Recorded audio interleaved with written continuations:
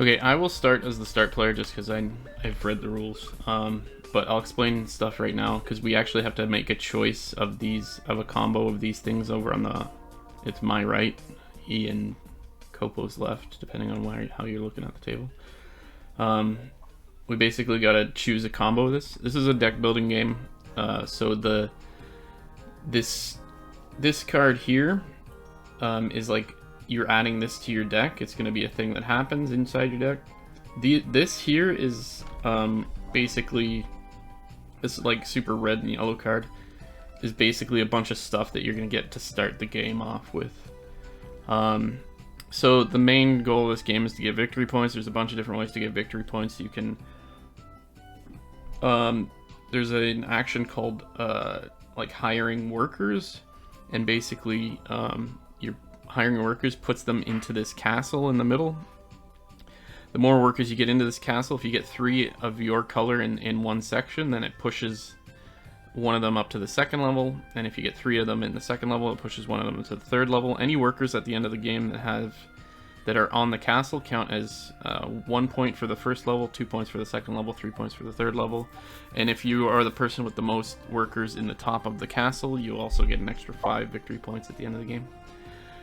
You get victory points for building buildings. That's one of the other actions you can do on your turn.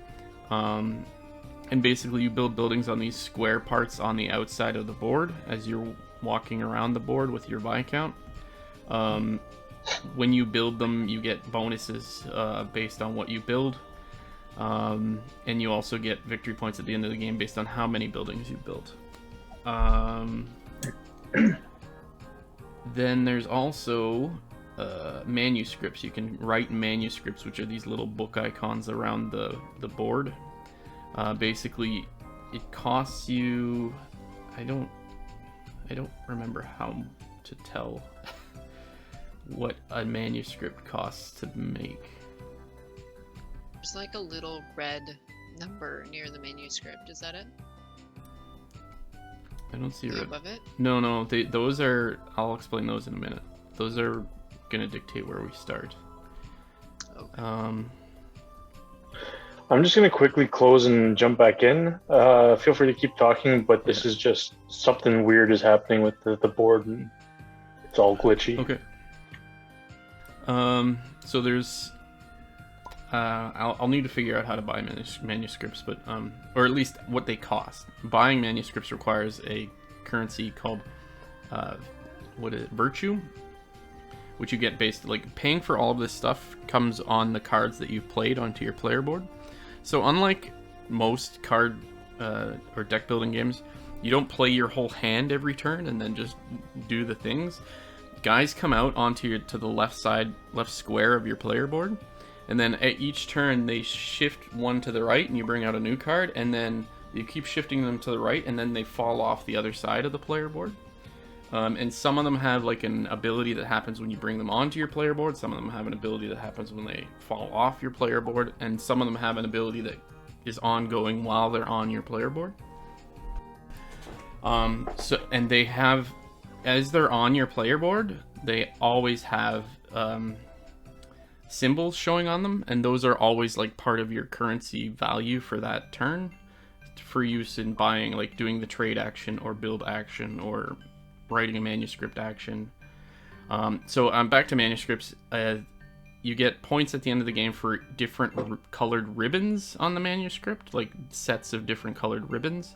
You also get points at the end if you write manuscripts that have the same color ribbon up to 3, then you get one of these cleric bonus cards that give you more things that are like permanent upgrades for you. What else?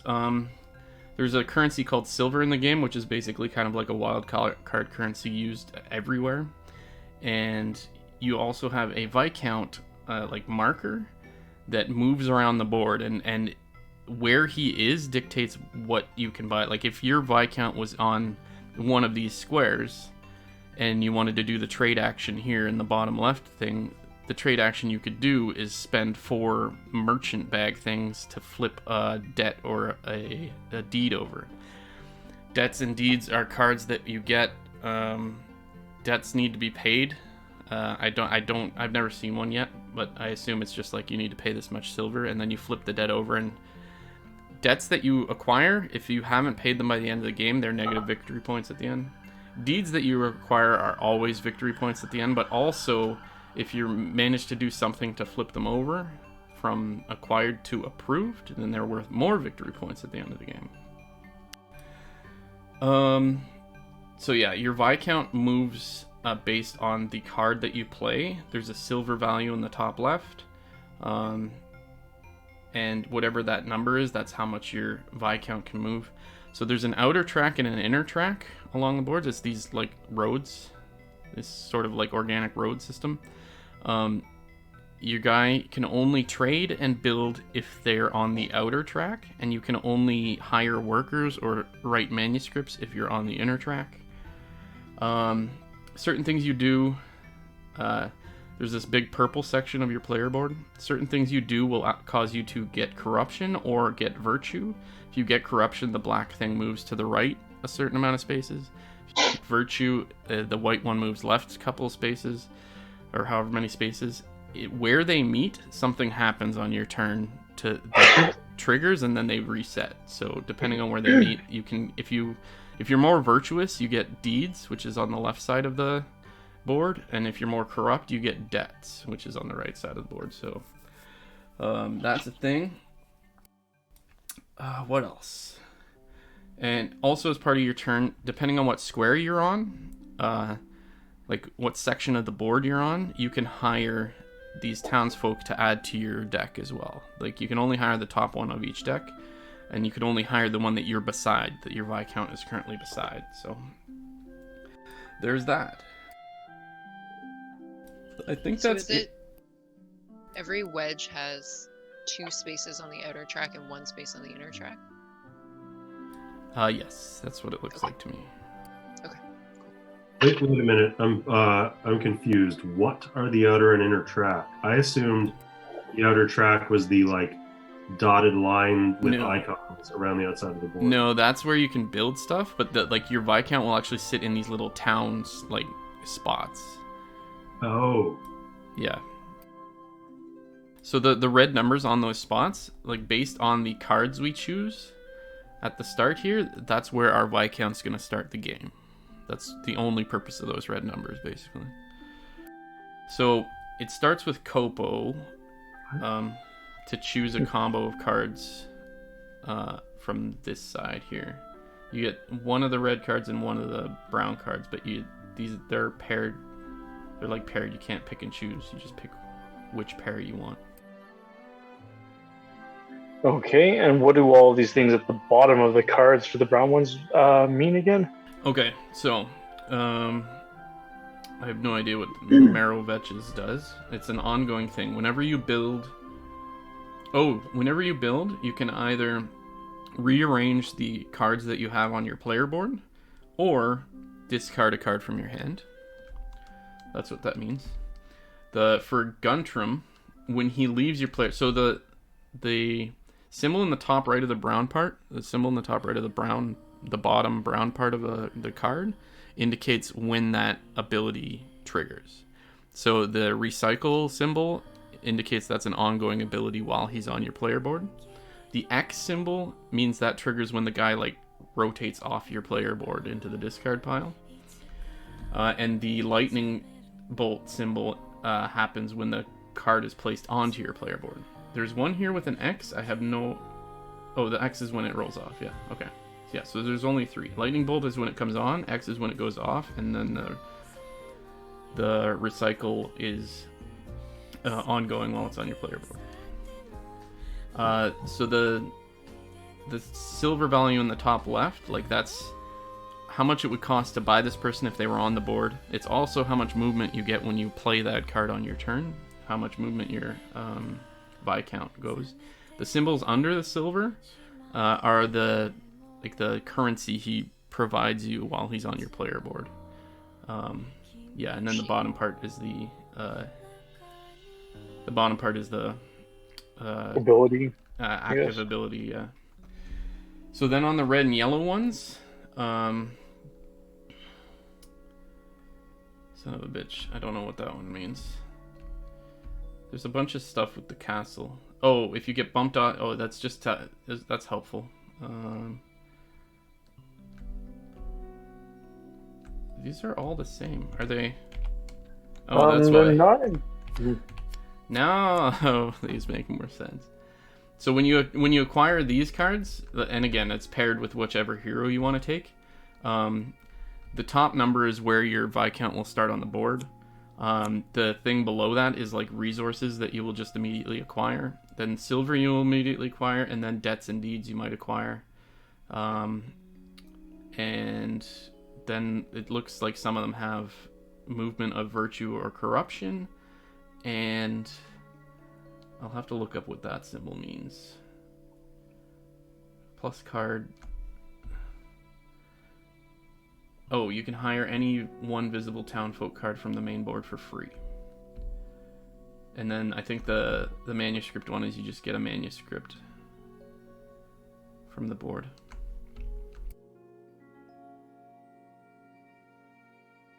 Okay, so Kopo, you choose a pair first, then E, then Shymmer. Okay. Let me just very quickly. Can you end turn around to me, please? I can't right now. No, It is your turn. It's Shim and then E, and then you Oh, have to end turn. right. Because it didn't... I wish it would let you choose whose turn it was when you turn on turns. So is it not supposed to be my turn now? No, it's not. I just turned on turns. It should be my turn. Okay, what do you want me to do? Just end turn. End turn? Okay.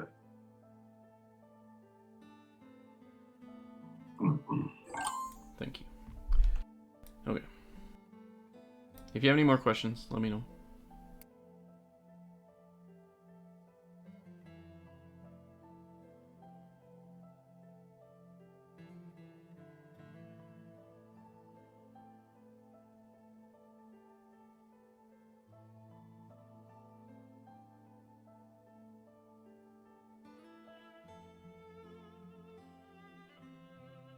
What's happening now? Am I picking a card right now? Oh. You want to pick a hero card and its paired player card below it. The hero card will be part of your deck, so you'll be seeing that card come up and playable as part of your deck. The player card just gets you this stuff at the start, and then it becomes like a player aid card. Okay, so I'll grab this guy. Yeah, this is your deck right here. So you can just pop them in your deck and then shuffle it.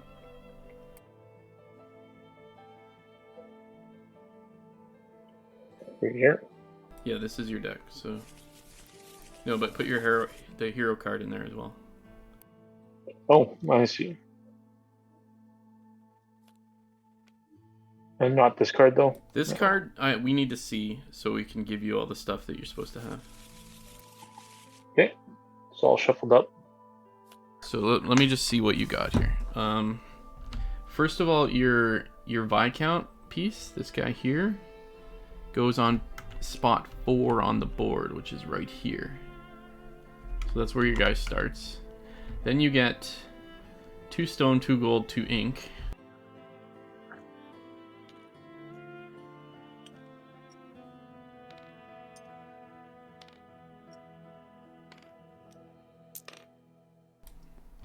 You know what's hilarious is I was trying not to put it on the crack because it would fall through like an idiot. You also get 3 silver. Where is the silver? Oh, you can just click on your silver thing and it'll increase it. And then you get... Okay, I gotta set up the debts and deeds first. Give me a second.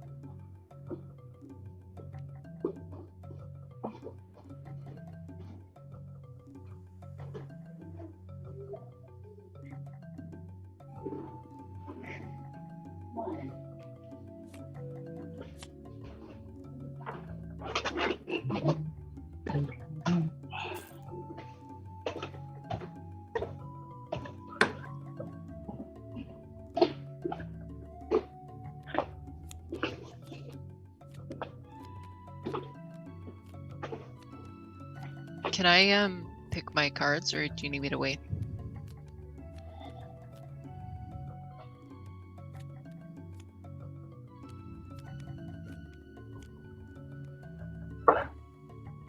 Okay, so Kopu, you get, as a result of this, 3 debts. When you acquire debts,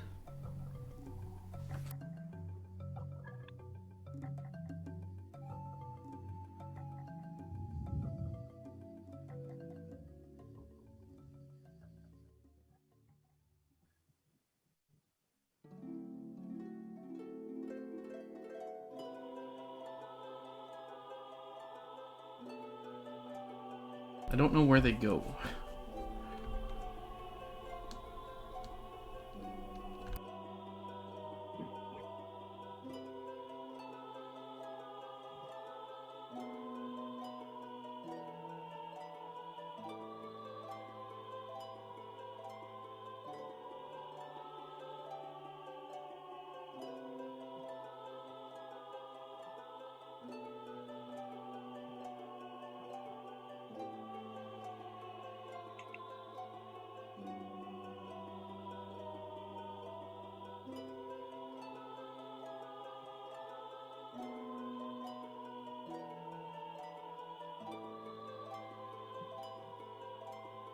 I think they are separate. They don't go in your deck for sure.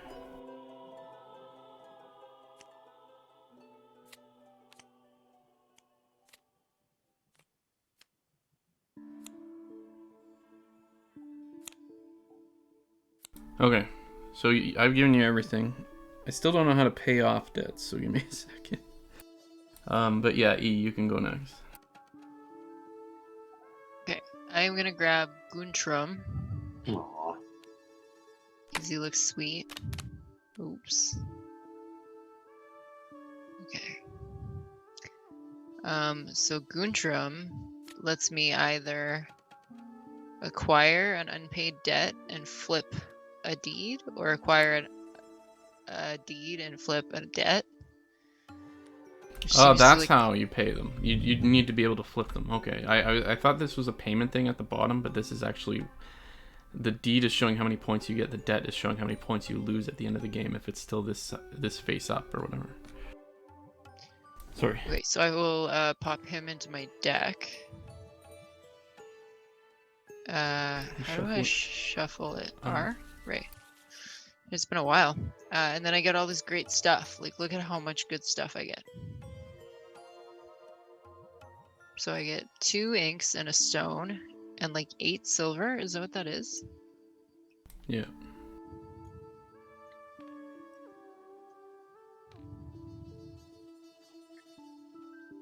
And your virtue moves. My virtue moves, and I get 2 deeds and 1 unpaid debt.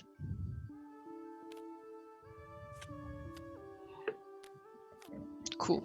Cool, cool. Thank you. Also, for the record, these decks, whenever one of them runs down to the end, that's what triggers the end of the game. Like immediately? No, so we finish the round where the deck goes down, and then we do one more round, and then the game's over. And we finish the round, so everyone's had the same number of turns. Yes. Okay. Okay, so Nathan, you get to choose. So, hun, you can flip this over, and now this helps you with just like scoring and stuff like that. Nice.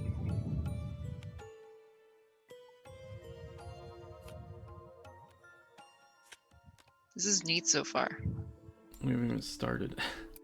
I know, and it'll take a little bit of getting used to, I think, but like it's a deck builder, sure, but it's very different than other deck builders Did you I've put your played. Viscount out? Your Viscount starts on space 1. Oh, I thought I was supposed to shuffle him in. No, this is your Viscount. He starts on space 1 on the board. Oh, thank you. Thank you. It's 7. It's right here. Okay, cool. Hey, buddy. You gonna have a big day. Okay, So I guess I gotta put my Viscount on 10, wherever that is. Here.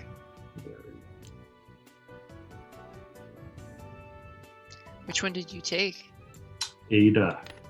Ada's great. I just didn't want to get the corruption.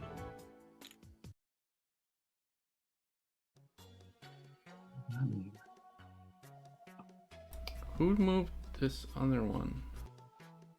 Is that I rotated it? Is that This is your card. oh?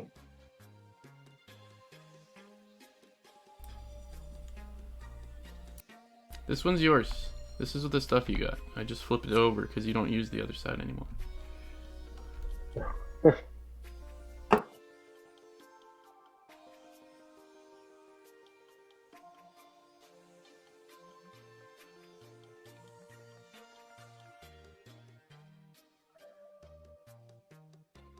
Alright, I think I'll take Bertha.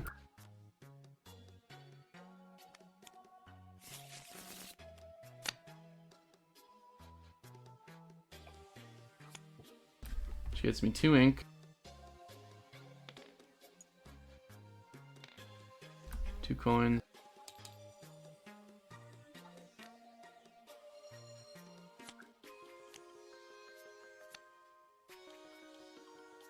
A deed, a debt, and a manuscript of my choice?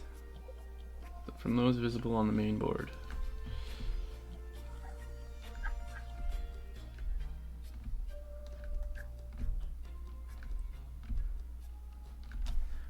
I will take this one.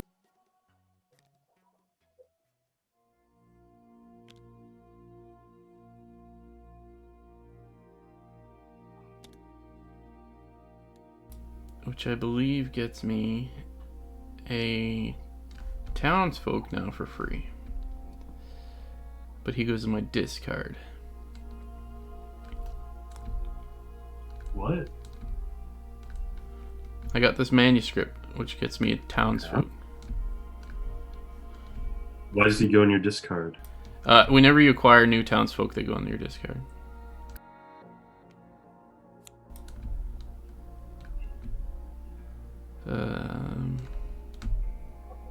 Where is your discard? Discard goes to the right of the player board.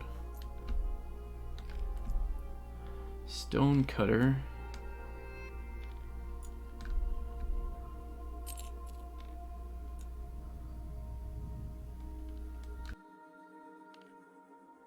I will take this guy. On acquisition, which is what I think that means. Give me a second here.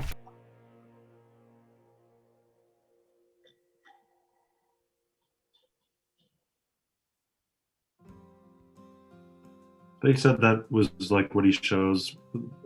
Like it activates when he appears or whatever. So that's the bottom part, but in the top right, which we haven't seen yet because it's not on hero cards, the top right I think activates as soon as you recruit a guy. Ah.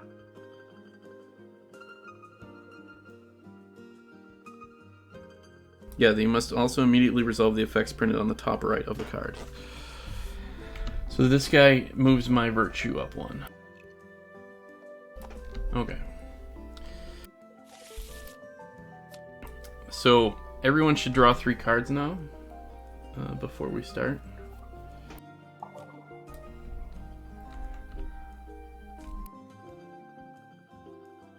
How do I do that? Just hover over your deck and type 3. Oops. Ah. So I am going to start a turn. So I'm going to play I'm going to play a journeyman.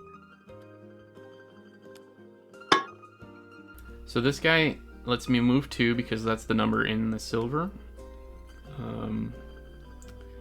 And when he falls off my board, I will get to recruit a guy out from the board for free and get a virtue. So now I get to... So the first thing you do after you deal with your cards on your board. You then move your Viscount. Oh, I didn't check where my Viscount started. 3.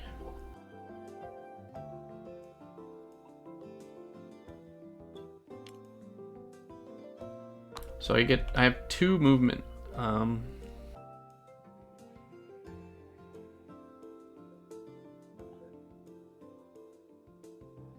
got a bunch of ink.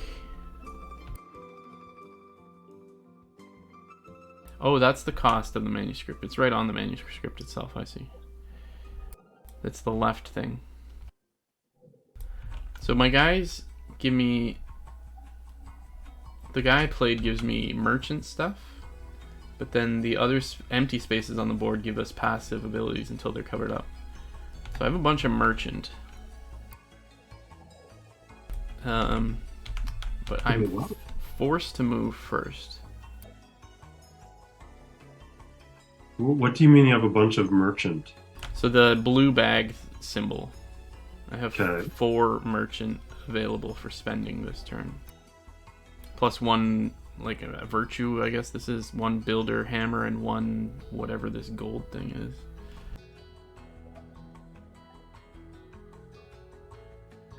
Oh, And do you only get those for that turn? So you guys will be the same. You'll have these ones on the right the first turn, and then whatever's on your first card. But as we get to another turn, like that, my card will shift to the right, covering up the passive ones, and then I'll have the 2 merchant bags and whatever new card I played as well. So it's like an ever-shifting thing of resources. Anyways, when you have movement, you have to move. You have to move the full amount. So I'm gonna move. I'm going to take the trade action, and because I'm on this square, my trade action is only 2 merchant bags get me a gold. I have 4 merchant bags, so I'm going to take 2 gold.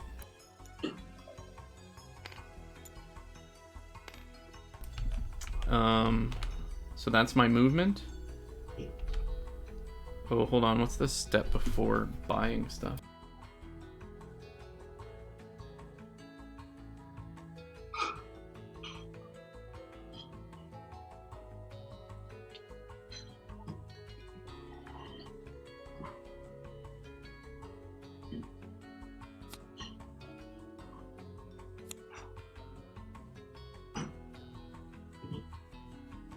Okay. Yeah, so this whole section, this green card, and then these 4 symbols indicate the main action you're taking. As I explained earlier, probably very quickly and very rushed. The blue one is trading. You can only do on the outside, like I just did.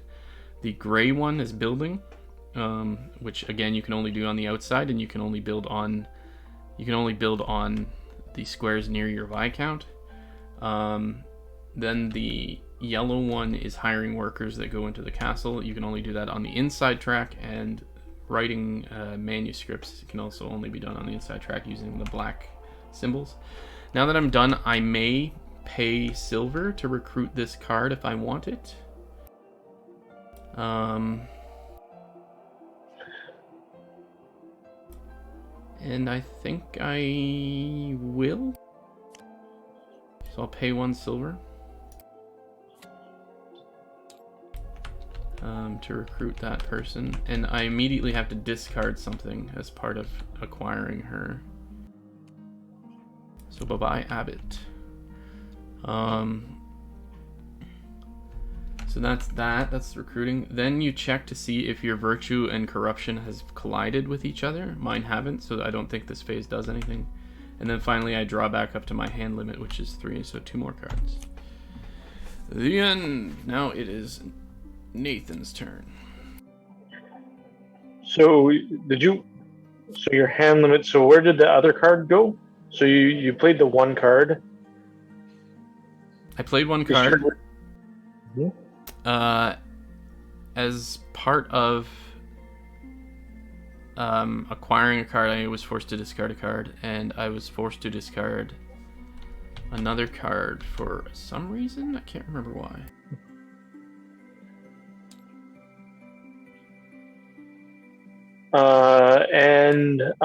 Sorry, is the silver, is related to move? It's related to move or buying them from the board. If you're playing it onto your player board, that's how many spaces you move. If it's on the player board, that's how much you have to spend to buy it. If you put it, so if you put it onto your player board, that's how much you can move, but that doesn't add to the amount that you have. No. Gotcha. Okay, that makes sense. And what's the recycling sign for the things again? That means it's ongoing. Like while they're on your player board, that power is in effect. Okay, cool. Thank you.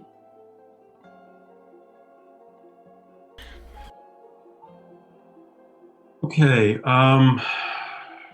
What does a skull symbol mean? A skull symbol is corruption. So if you place that on your board, you move your corruption marker, but it also counts as a wild card for any of the other symbols. For like trading, it counts as the blue bag. For building, it counts as the hammer. Like it counts as anything. Okay. But when you play it, you get corruption equal to the amount of skulls on the card you played. Right. Okay, so the first thing I'm supposed to do is I play a card from my hand. Correct. Okay. I will also play that guy. Okay, so that... Oh, you don't do anything with hiring yet. That's right. But you do get 2 movement, so you have to move your Viscount 2 spaces now. Just a sec.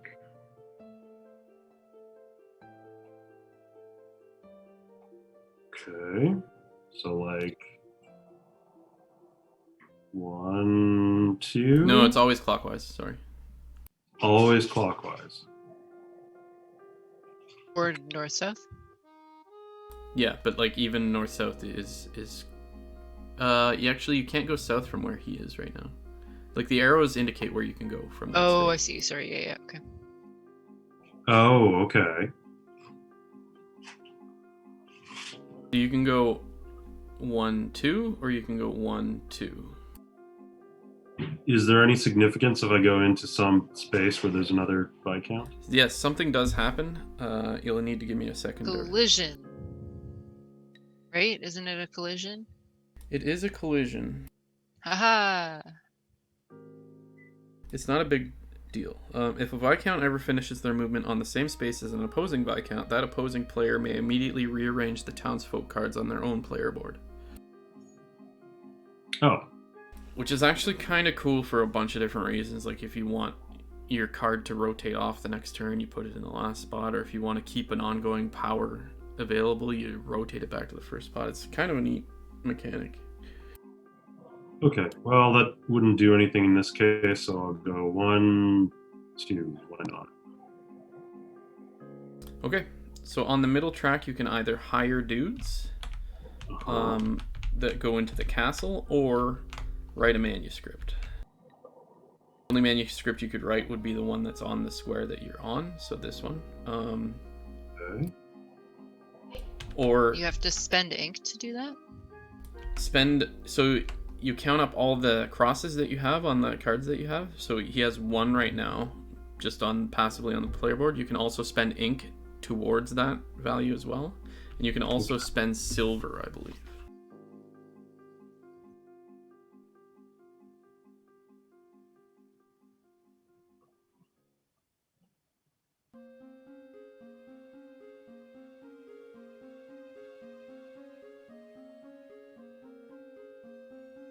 Hire some workers. I want to see how that works. Sure. I mean, I guess I can hire this guy, right? No, hiring workers is not the card. Hiring workers is these guys, and they go into the castle, which does a bunch of shit. Wait, is which guys? Sorry, there's a thing of workers above your player board. Oh, okay. Yeah, the cards are townsfolk for gaming purposes. Right. So if you spend 1, 3, 5, or 8 noble icons, you can get 1, 2, 3, or 4 workers. This is how the hiring workers payout is on your player board here. It's Oh, so to that's the what left the of the fleur-de-lis buildings. is. Yes. That's the fleur de lis. Yeah. So you have 1 there. Any gold you have can also be used. And silver can be used to dismiss the townsfolk, and you gain their power. But it only works if it's a townsfolk that fits the thing you're doing, like the action you're taking. So you wouldn't be able to do it for this one. Okay. So you could only hire 1 worker, but actually I don't know what you could do here. So it doesn't look like you could. So you can't use silver to buy manuscripts? No. Okay. Well, You if I could change can't- where you move if you want. You could go land on green if you wanted to instead, just because that'll let you do something. Can't I buy a worker? You can buy a worker, yes, if you wanted to. I'll buy 1 worker. Okay, then he goes in this section of the castle, the lowest tier. And he just chills there. If you get 3 in that same section, then like it's like, I don't know if you've played Pandemic, but it's like, what are you doing? I have honey? not. I wanted him to go in the tower. No. It's like an outbreak in Pandemic. Once you get enough guys in here, they like explode into the castle. So, I haven't played, so the analogy doesn't help, but that sounds interesting. Okay, so I guess I draw another card. So you have the opportunity before you draw another card to buy this townsfolk guy that you're beside. Oh, yeah, sure, I'll do that. So 2 silver for him, and then you put him in your discard. How do I spend silver? Right click instead of left click.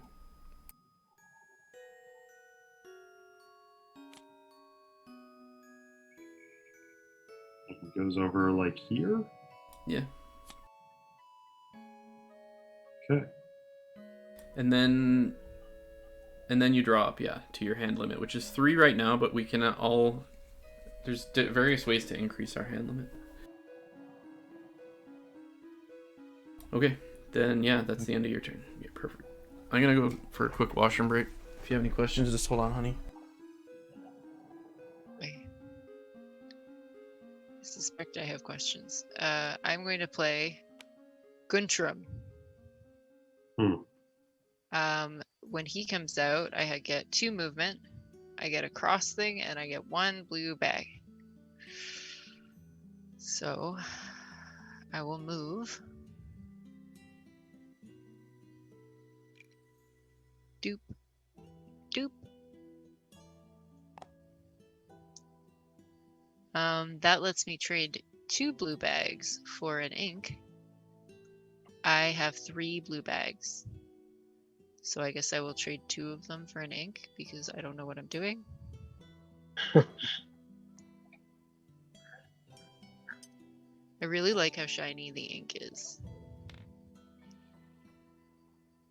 So I have 1 blue bag, I have 2 crosses, I have 1 hammer, and 1 power thing, and I don't know what to do with any of them. Does anyone know where the order of steps is? Like where the thing is that says when I do what? I thought it was like the top of your player board.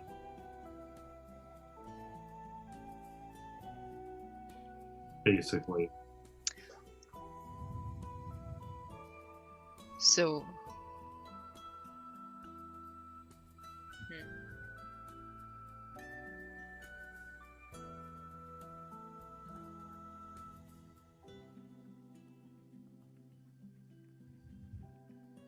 So like the brown part is like Yeah. Yeah. So this guy is your Viscount, and then draw up cards.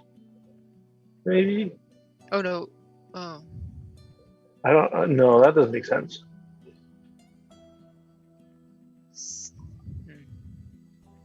So you play your first card is maybe the far left stuff and you deal with like all of that.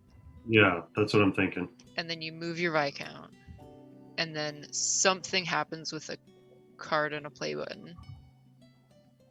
And then there's the 4 things you could. And then there's the 4 like actions. Yeah.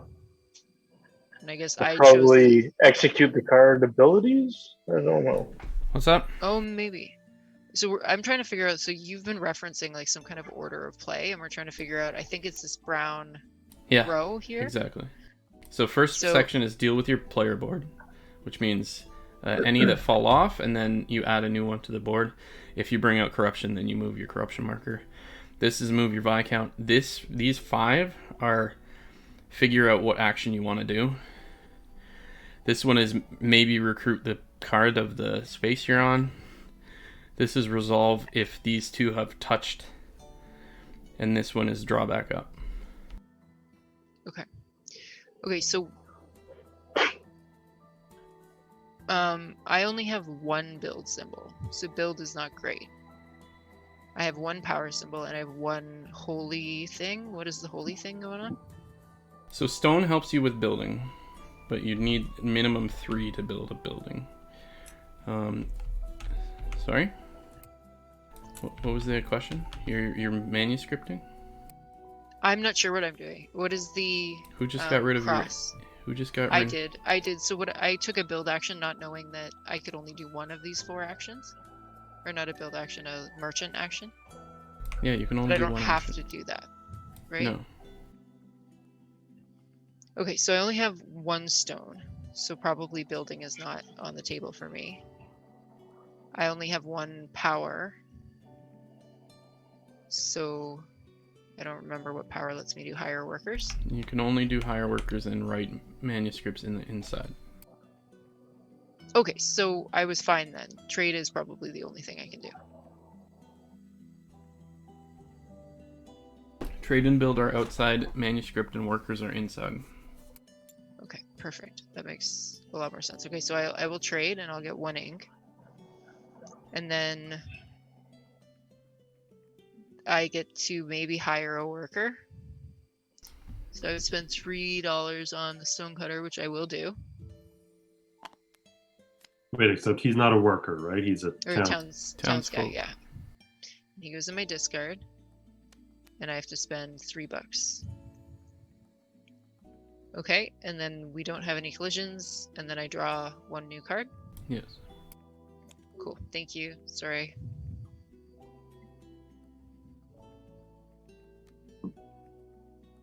I'll also be back in a minute.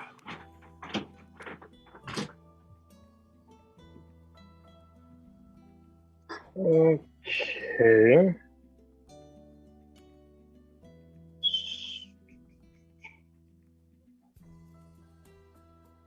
So can 2 Viscounts be on the same space? Yes. That makes sense. And to build something, it needs to be. Sorry, I'm just trying to kind of walk through this. Ugh.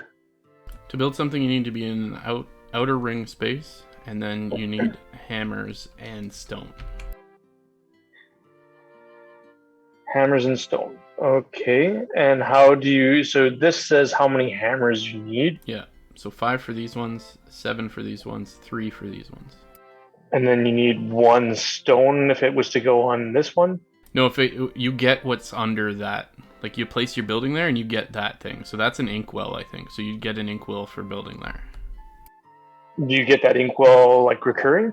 No, just the one time. Just the one time. Okay. But this has got an interesting thing, like Endeavor Honey. If you build on both sides, you get the thing in the middle.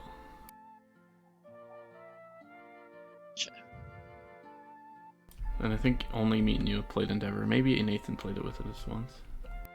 I would replay that game too. That's a good game. I'll be right back.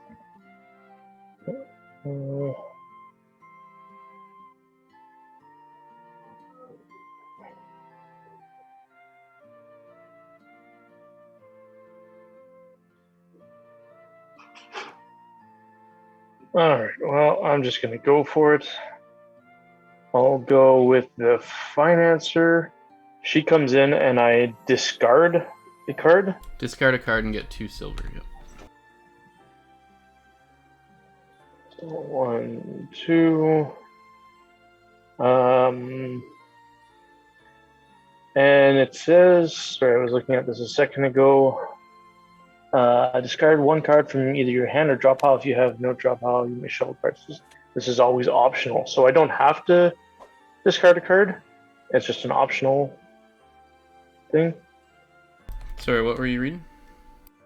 I don't have to technically discard a card, right? No. Just you have to discard. This is always optional is referring to shuffle your discards to discard from it. Oh, gotcha. Discard 1 card from either your hand or your draw pile. Oh, or my draw pile. Yeah, you can discard just blindly from your draw pile, I guess. Oh, just grab the top one from the draw the pile? top one, yeah. Well, I'll discard this guy. Are we supposed to discard at the end of every turn? No. Oh, okay. Discarding, it's not really a penalty in this game. Like it helps you manage your hand better, I guess. Like some cards suck. Okay, so I'm here. I can use one of my gold to hire a worker and put him in the castle. So if you spend 2 gold and your 1 fleur-de-lis thing, which you have on your board, that's 3 total. You can hire 2 workers if you wanted to. 2 workers. But doesn't Okay. he have to be on the inner row to do that? Yeah, he's right Oh, here. he is. Oh, sorry, I didn't see him. Cool. So I can hire 2 workers right now for that? If you got rid of your gold and both gold. Alright, well, I'm gonna go for it. I have no idea how this is gonna pan out right now, but one in Rome.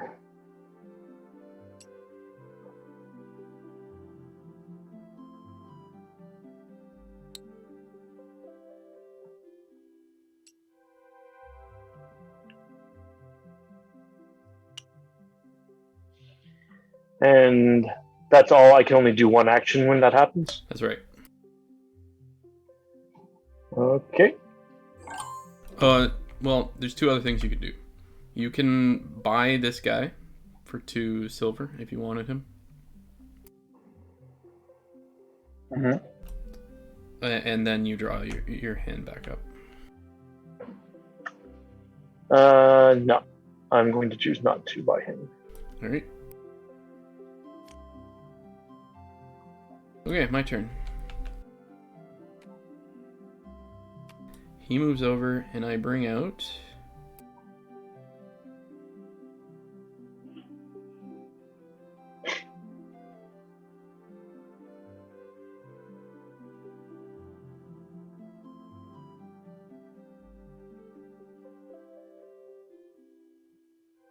I don't know what that means.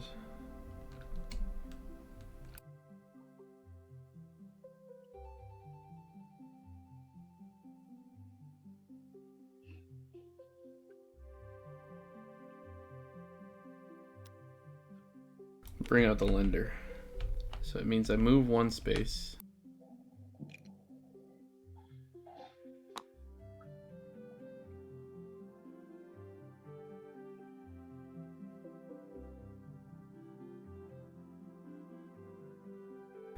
Destroy. Okay, so I'm gonna do the merchant action again because I don't have enough building. I don't have any building stuff. So I have 2, 4, 6 things, which means I can destroy 2 cards.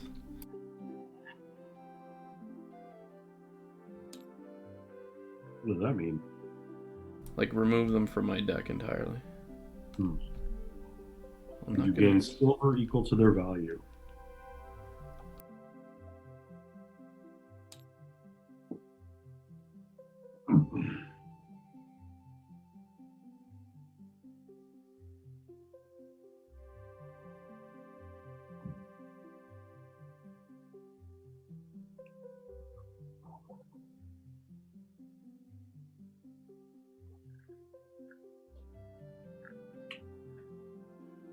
While Colin's looking that up, hey, Damien, have you ever tried House of Targ beer?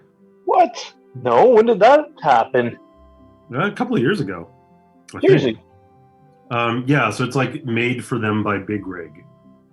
Oh, then I must have had it, but it wasn't like I've never seen it in a can. I think I've just had it at the bar. Maybe, yeah. Oh, I got it from the bar. I made an order, got some frozen pierogies, a couple of beers, and a T-shirt, an awesome T-shirt, which I, within minutes of putting on for the first time, spilled barbecue sauce on. So I feel like a bit of a dipshit, but Tara's trying to help me fix it right now. I'm going to destroy my trader, which gets me 1 silver. And that's it. I'm not going to destroy anything else. I'm going to buy this guy. What does he do? He lets me flip a debt, and I get money and virtue. That's Wow. cool. But he gives you corruption every time he comes out. Yeah. And when I buy him, he gives me corruption. Okay, so then now I draw back up to my full hand, and I am done. A lot What's going on in this game. What's the beer style, Nathan? I'm trying to remember. Pilsman. Okay.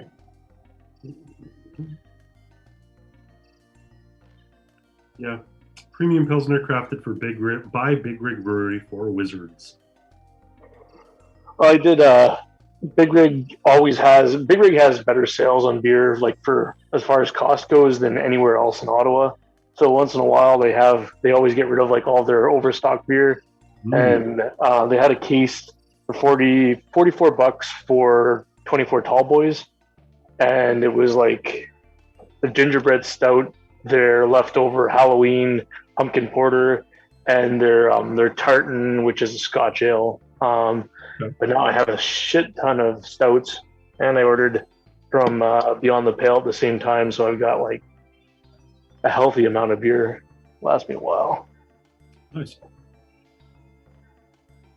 Yeah. Talking beer. Actually, I went all January without drinking any beer. An attempt to be a bit healthier, but I paired that with like doing no exercise, so even keel. I used the treadmill for the first time today that we set up, and I am very out of shape.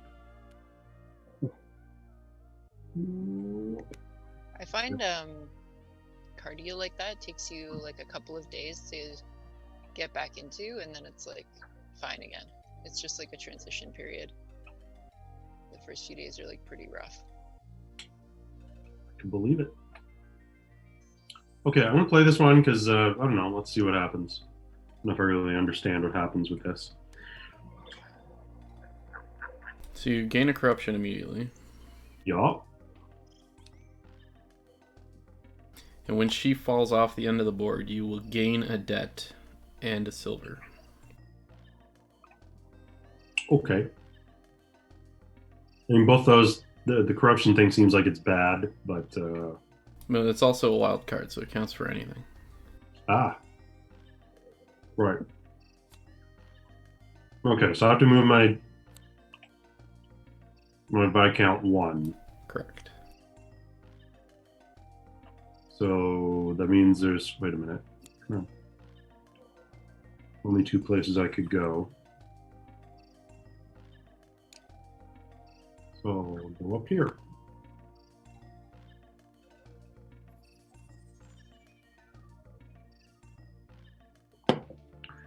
Okay, so here's something about the like game board that I'm still very fuzzy on. What does the stuff around the outside of the board mean? So these are the building squares. So if you were to build, you build on one of the squares that are near you. Right now, you only have access to 2 of them. Oh, right. When you put a building on there, you get what's in that square. So the one on the left here would be you get to hire anybody from the board for free, and this one here lets you flip a debt or a deed. Okay. So, is the only difference between a workshop, a guild hall, and an outpost their value at the end of the game? Yes, but what's also, when you build them, you also are unlocking things on your player board. Like there's symbols underneath these guys that you get shit. Oh, Oh yeah. Oh, okay. Now I see that. Yeah. So it's in that brown section of the board. Yeah. So like I can give you an example of what like one of them is. If you got rid of the leftmost building, which is an outpost above the movement thing, that gives you the option to add 1 extra movement to every move you do each turn. oh, okay. And then the 3 guild halls and 1 of the outposts also give you just static resources on the board. Like one of them has the building symbol under it, so you have a permanent extra build symbol each turn, or merchant 1 or whatever. And then I can't remember what the rest do. What about that? You don't know what that one under the clash, the purple thing is? That I will need to look up.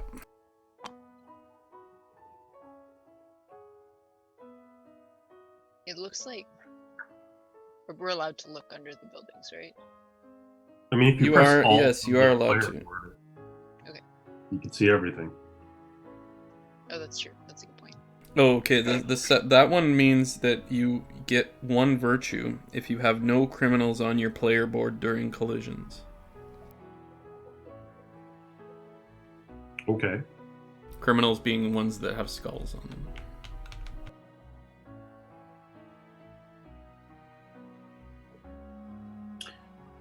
Okay, so I moved my Viscount to one of these town squares on the outside track. Yep.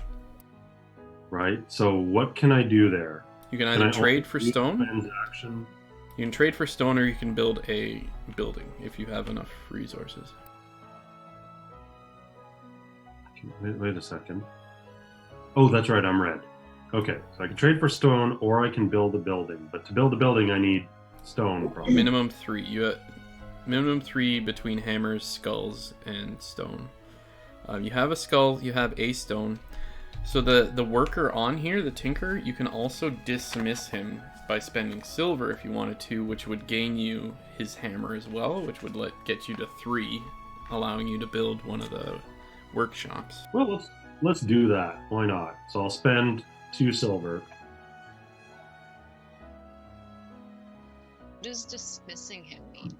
He is removed from the game forever, and Nathan, it's a one-time use of his skills. Interesting. Whoa, that's I the whole like- deck. Oh, okay. Did I take him? Okay. So I put him over here. Yeah, in one of the tiny boxes. Great. Okay, and now I get to put a building Yes. or a workshop, right? Does it matter which of the ones that I put? It only matters based on what, like, if you want one of the special abilities under it. So they are from left to right. The first workshop gives players a discard ability each time they hire a townsfolk. Second workshop rewards players with 1 virtue if they have no criminals on their player board during collisions. The third workshop increases players' hand limits by 1 card. Oh, okay, I'll take that one. That sounds fun. What's the first one again? Sorry. When you hire a dude, you can discard a card if you want to. Okay. Okay, so you placed it under here, which means you can flip one of your deeds or your debt. Okay. Oh, you have Uh-oh. two. You have 2 debts there. Yeah. How do I just like separate? Nope, I just drew that. Just a sec. There you go.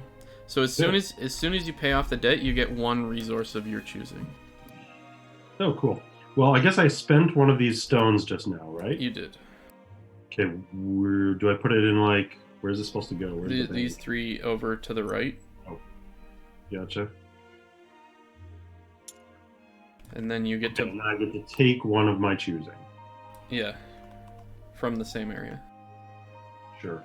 I don't know which one I really need.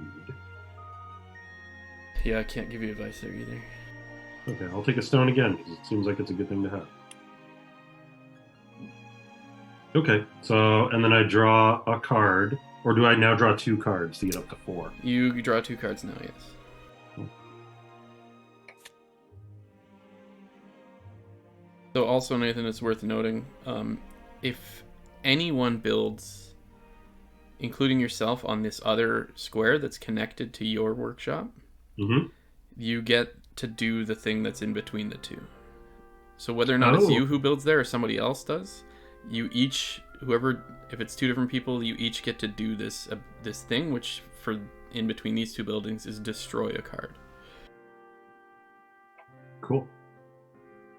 Okay, and now I guess my turn is done. You can still hire if you wanted to. Ooh. Like Pastor? hire The pastor. the pastor? I don't understand these symbols. What is... Okay, so the 3 cards with the back and forth on it, that means rearrange your player board. Right. And then the other, when he comes into play along the bottom, you can either rearrange your player board or you can discard 2 cards. So is the top right what happens when you buy him? Yes. So you'd immediately get to rearrange your player board when you buy him. If you buy him. I will pass. All right.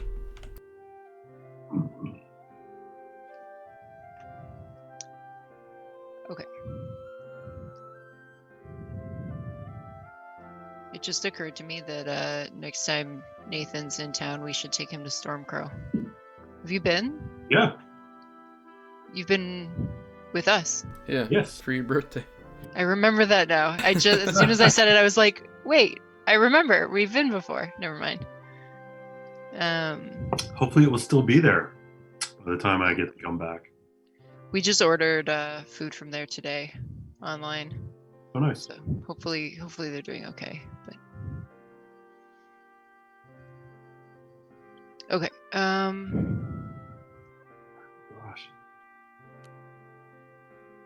Yeah, because I was trying to remember if I had taken you guys to House of Targ before.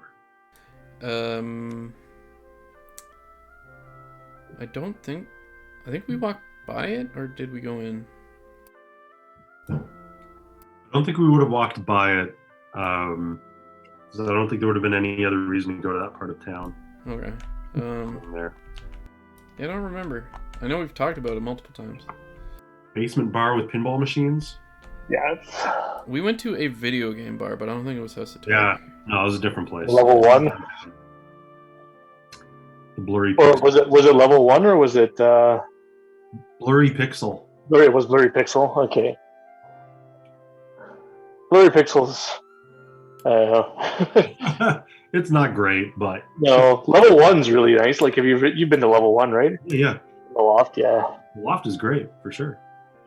And Waller Street's getting really good. They've got some like really cool beers there. They're the only brewery that I know of that does raw ales, so you can't get it anywhere else, and it's not shelf stable, so they don't really bottle it much. Yeah.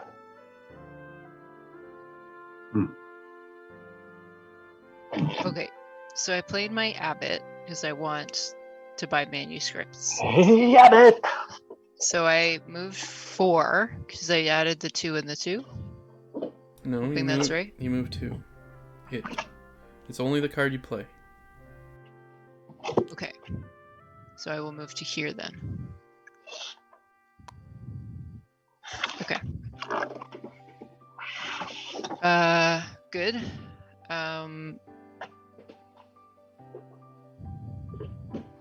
So I spent 1 ink already with the 2 crosses to buy this manuscript. That gets you a resource of your choice. I think I'll take a stone. No, I'll take a gold. I want to try hiring some castle people. Okay. So, I think I'm up to, now I can purchase a bud. So a patron. Sure, she seems nice.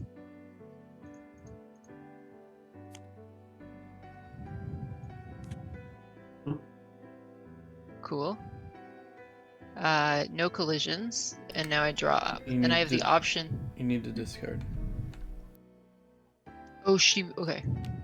And he needed me to discard last turn as well, When you bought. which I didn't do. Can you move your Shoot. mic?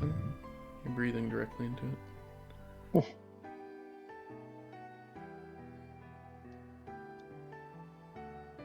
Okay, so do I just discard both of these then, because I didn't discard last turn? Yeah, sure, whatever.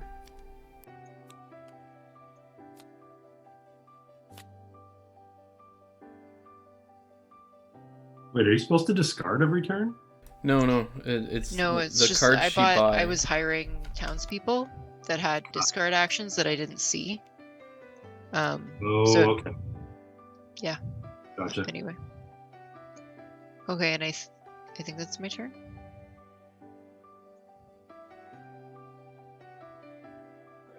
Okay, so those manuscripts, what are so how do they work? Like, what's the cost for them, and The cost what's is that?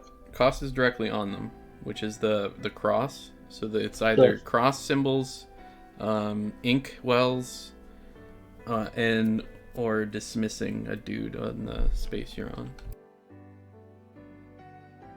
Or dismissing a dude on the space you're on. Like, say you were on this space Mhm. here wanting to do manuscript, you could spend the 3 silver for this townsfolk guy to get rid of him, but you count his cross towards your manuscript buying. Oh, gotcha. And the manuscript, that's like a one-time thing that you get that. You get Yeah, that thing, okay. but there's also points at the end of the game for, like, if you have different sets of different colored manuscripts, the color being the ribbon in the middle.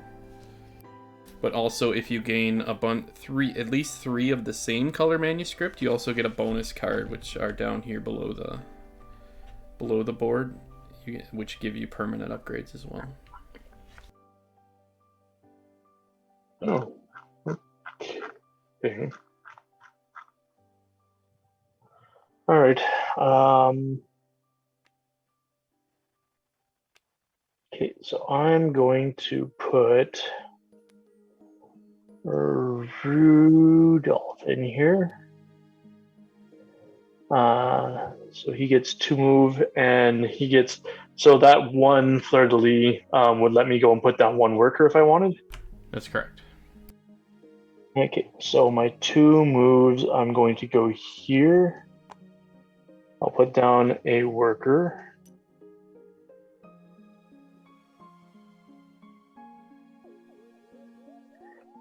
And I'm going to buy this missionary. $3. $3.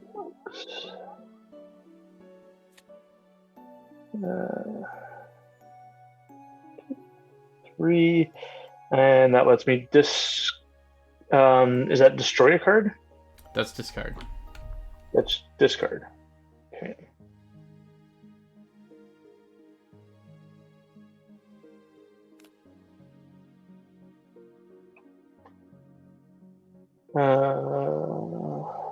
All right, and that's all I can do. So, Gosh.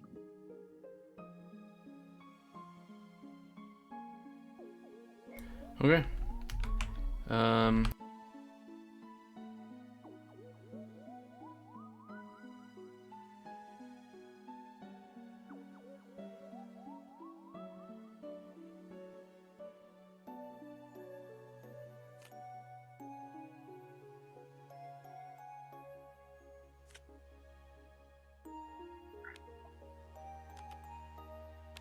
I will play a financier.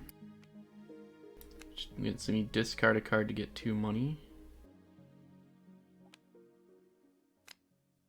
I think she's just a financer. Financer, sorry. Gives me 3 movement. And then I will take the market action and get 2 inkwells.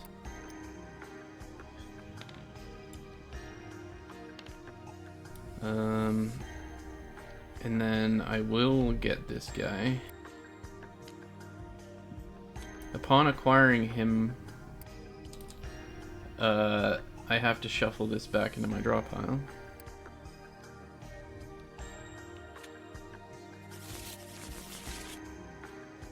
And then draw back up. That's me.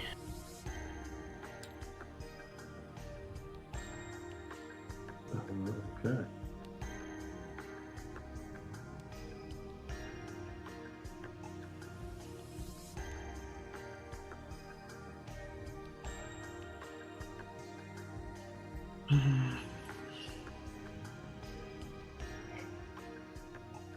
Okay. Guess that guy. Not over there.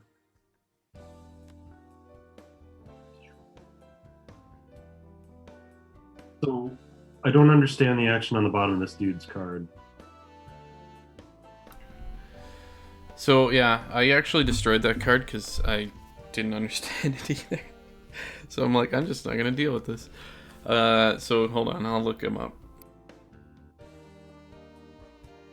Like, is it telling me I can buy silver? But it shows like the money bag and the silver pointing to a silver. Whoa, whoa, whoa. No, sorry. I just accidentally clicked something. Yeah.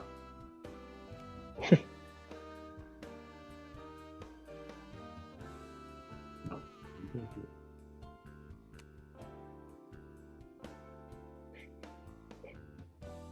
Oh.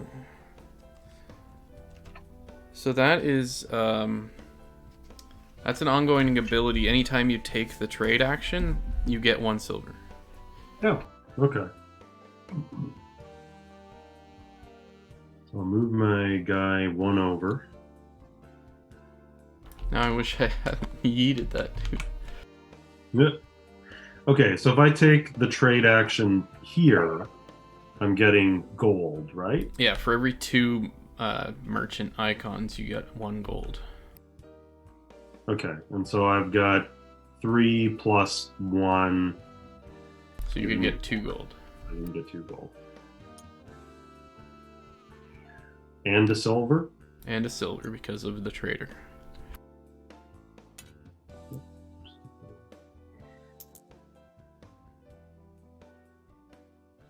Okay.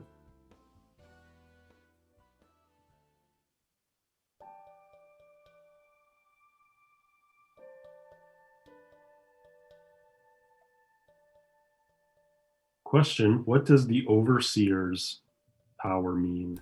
So that is the like hire workers action. So every time you take the hire workers action, you can either destroy a card or discard a card. Huh. Destroying or discarding only counts from your hand or your draw pile. Anything in your discard pile is not counted. Although, yeah, and you're only allowed to shuffle your discards back into your draw if you have no draw. It's kind of a weird restriction, but Okay, I'm gonna take this person. Like, I can hire her, right? you may. Just a second.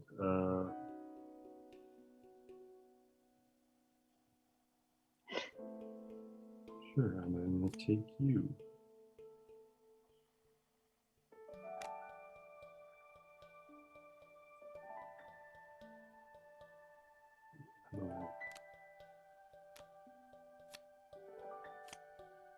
It should snap into the deck.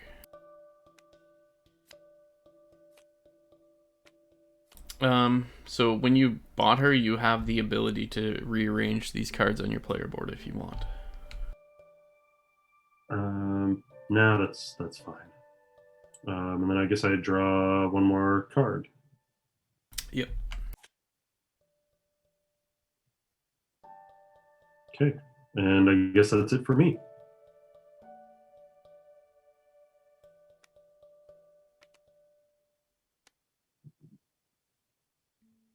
Okay, I'm gonna play, I think, the Financer.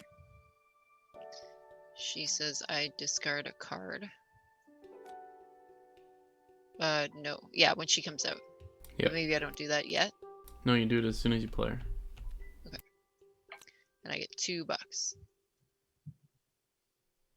She represents. Oh, and then I move 3.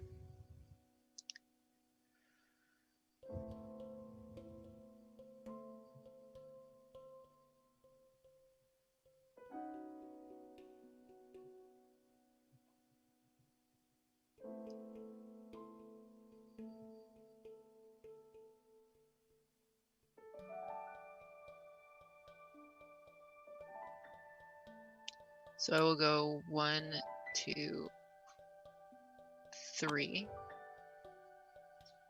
I guess. I'm okay, thanks.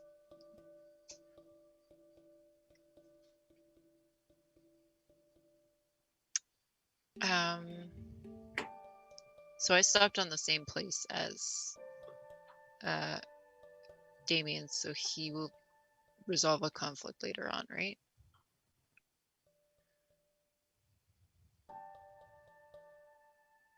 Right, okay. I think I'm gonna buy a manuscript. So I already have 2 crosses, so I will pay an ink and buy this manuscript. And that gives me a deed.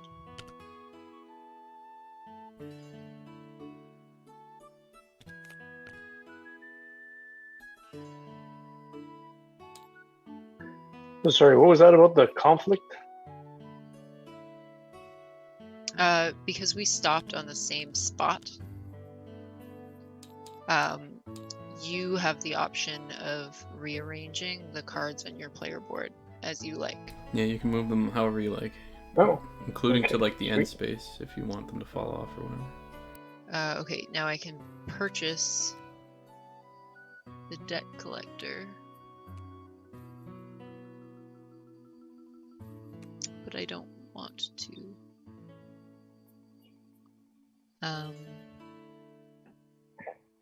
So then I just draw up, I guess.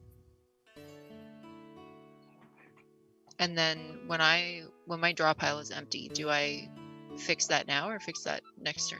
Next time you can. You are on mute. Sorry. I think the smart play is to wait in case you're able to get more into it before shuffling. Gotcha. Okay. Cool.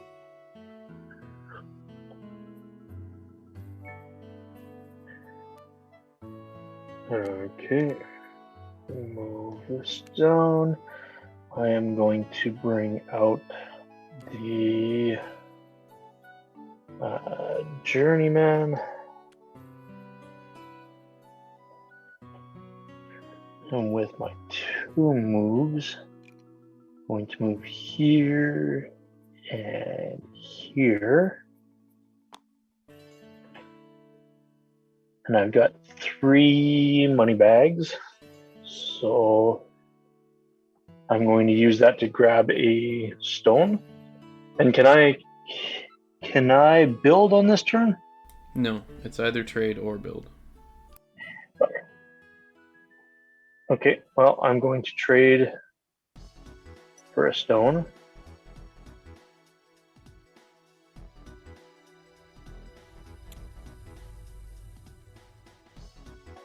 And let me see somebody with king.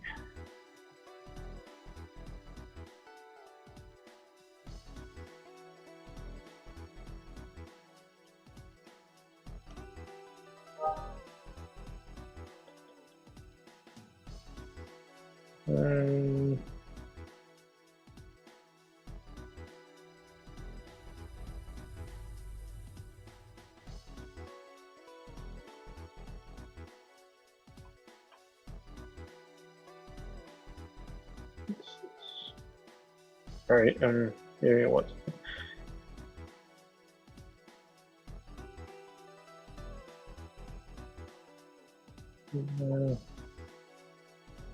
Yeah, I'll grab the courier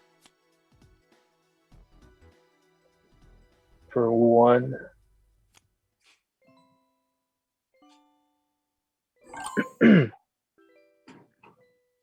Okay, So my journeyman falls off, which means I get to buy somebody and I get a virtue. Get somebody for free. I'm going to take the trickster.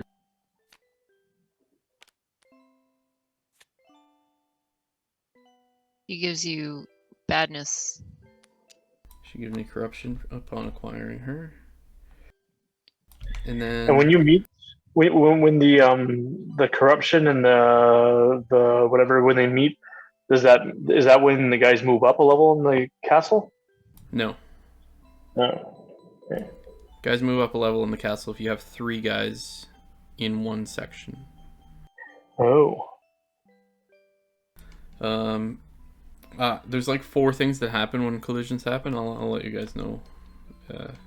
I assumed it was what's on the purple part of the board, like what it shows above it, right? So there's like 4 things that happen, but what shows above it is what the person whose collision happened gets, and what shows below it is what everyone else gets.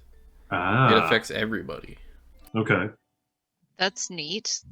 I'm excited to start seeing that part. So I'm gonna play Bertha, and she lets me either move. The symbol on the left of her means I can move a guy that's in the castle left or right if it's my guy, not anyone's guy. Actually, I think it's just my guy. Yeah, move one of my workers. Or I can get a virtue, so I'm just gonna get a virtue. And she lets me move 3.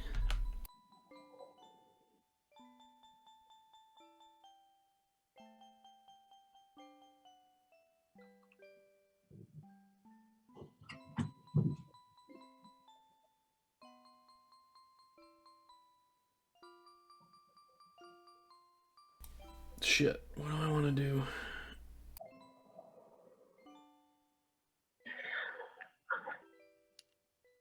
One, 2, 3. And I will trade for stone. I have 4 merchant symbols, so I get 2 stone.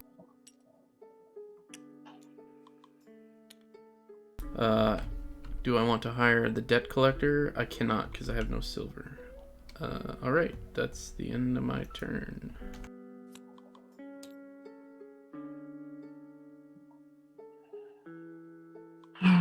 Okay, so my journeyman also moves off. I guess I'm moving my virtue marker closer. Yep, and you also get a free worker. Or townsperson, sorry. I'm going to choose this one.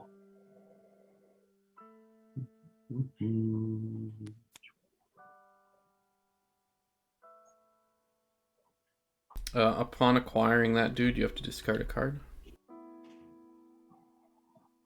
Okay. Look, I discarded and it goes to like the discards box, right? No, not that box. Just into your discard pile. Oh, it's the cards. Okay. The cards with a slash through them that go into the big box or the little box. Right. Okay, and then so then these ones move over. Trixie, what's going on? Hey, cat. You're all right.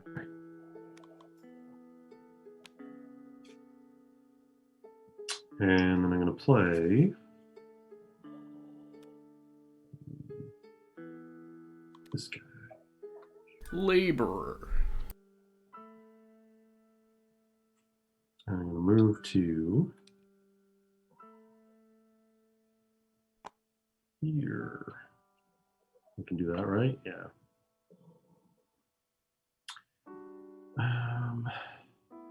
And I'm going to, let's see, which of these am I going to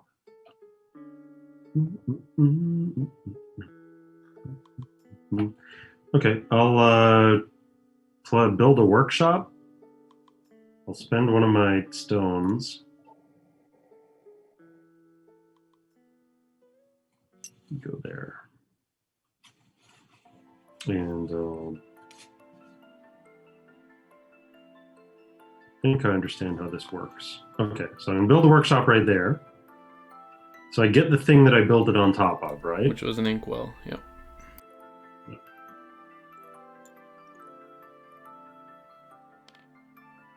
Okay.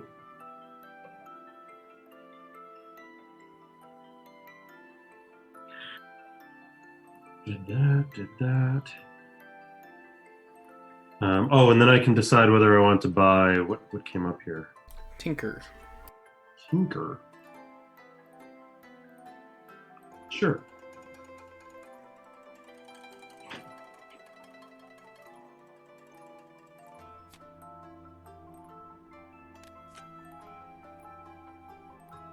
Now, does that, when I get them, does that mean I move my virtue thing over? Yes.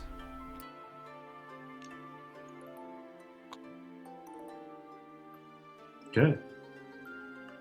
And then I guess I draw 2 cards and I'm done. Yep.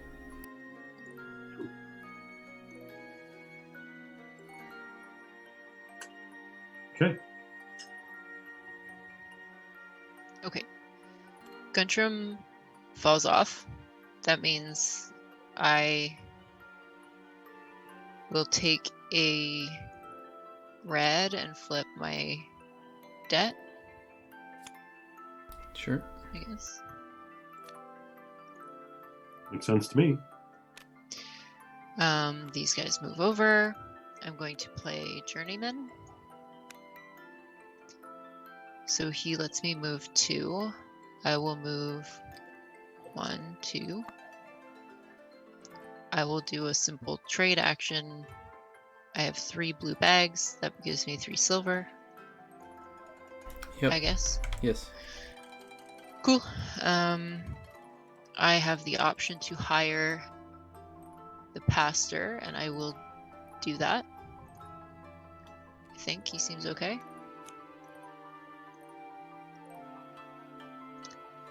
He lets me rearrange my player board.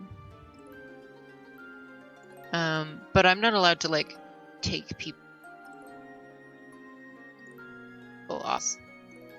You just froze up, but I think so I will just not rearrange.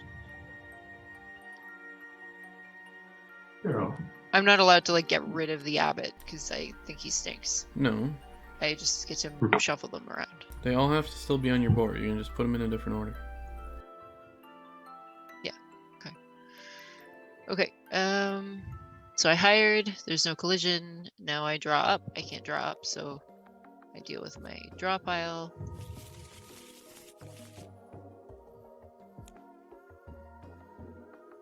Okay. I think that's it.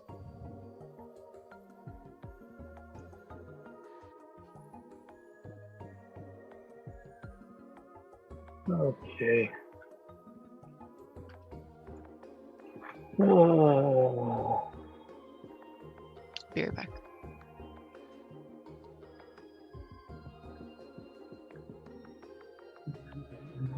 What's this card with the play icon thing underneath the outpost column? That just means that's like you do your action, and then it's pointing into the 4 possible actions. Oh, so, but for this one, for the outpost, like what would it end Oh, up what's being? under it? Oh, so you actually have to, okay. Equals 1. 1 second. Oh, so you get a free, I guess, money every single turn, free silver? No, I don't think it's that. Hold on.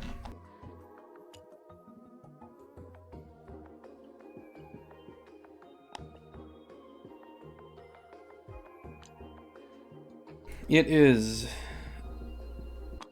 Oh, the second trading post makes all townsfolk cost only 1 silver to dismiss. So if you want to dismiss a townsfolk to use their abilities, they cost only 1 silver regardless of the actual cost of them.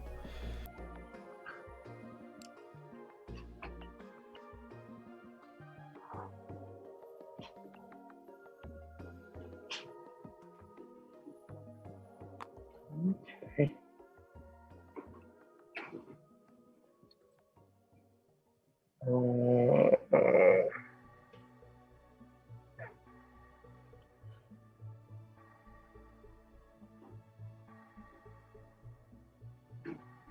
Sorry, I'm just trying to think my way through this. Okay, well, he's gonna go off, If I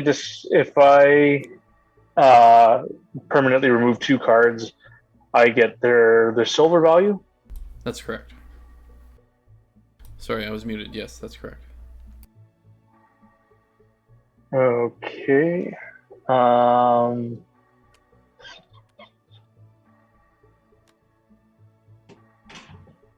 Okay, that seems reasonable. All right, I'm going to use that to get rid of the abbot for 2. And Sorry, when you discarded that guy, why did you get 2 silver? When you destroy a card, you get their silver value. I'll destroy my labor for 2 as well. She comes in, she gives me, so I've got 5 to trade with.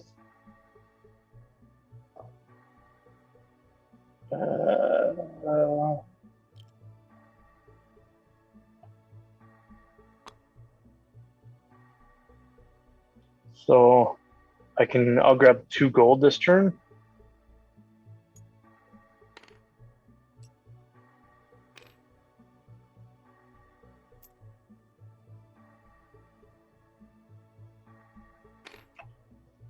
And so 2 gold, and I can. Oh, and I forgot to add my 2 other ones. 5 silver. Oh.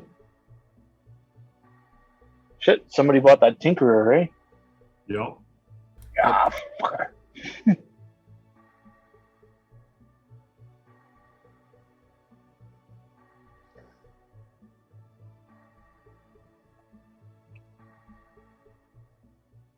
All right.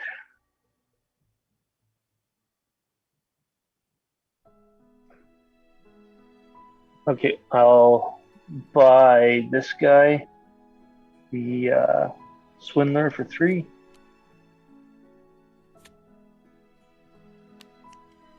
Which puts me 1 over here. 3.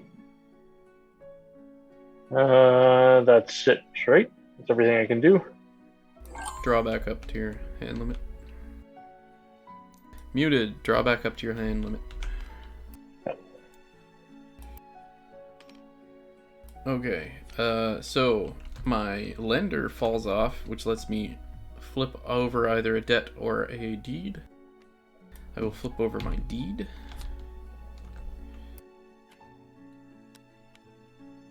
I will play my squire. So what happens when you flip over your deed?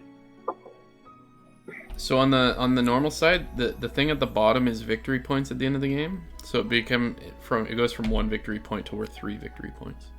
Oh, okay. Debts, on the other hand, are minus 2 victory points, but if you flip them over, if you pay for them, you get a resource immediately. Yeah. Okay. Okay, so I pulled out my squire, which gives me like a smug looking bastard. Gives me 2 movement.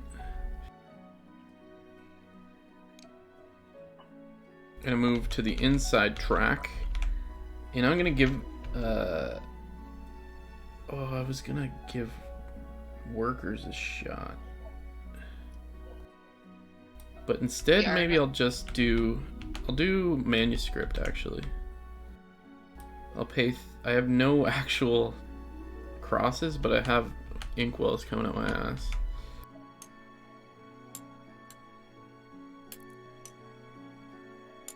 Alright, so 3 inkwells to pay for this manuscript. Gets me 4 silver.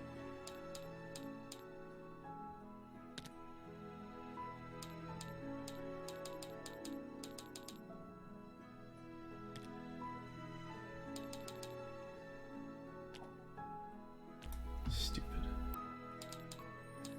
Anyways, okay. I now also have the option to acquire a swindler, which I will do. Does that mean that your virtue hits your corruption and we get to see a show?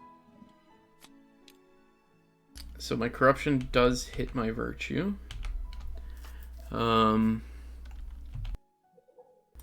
Yeah, so now let me figure out what happens now, because it's happening, like, right now.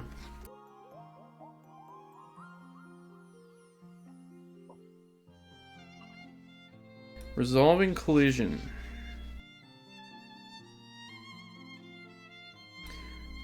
All players that have constructed the second workshop with no criminals on their player board gains 1 virtue. I don't think anyone's constructed the purple workshop, have they? Yeah. Looks like Nathan has. Okay, so if you have no... Oh, you do have a criminal, so nothing happens for you. All townsfolk cards on player boards that have effects during collisions are resolved. I don't think anybody has that. Yeah, no. The current player gains the items printed directly above where my virtue and corruption markers sit, so I get 2 silver, and a deed and a debt.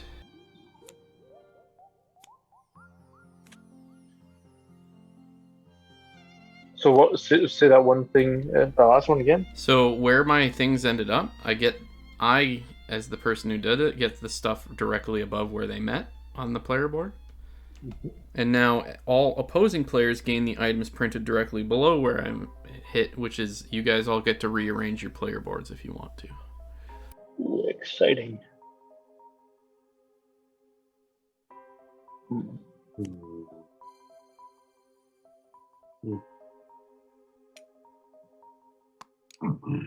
And then all of my corruption and my virtue go back to their starting positions. Interesting. And that's me.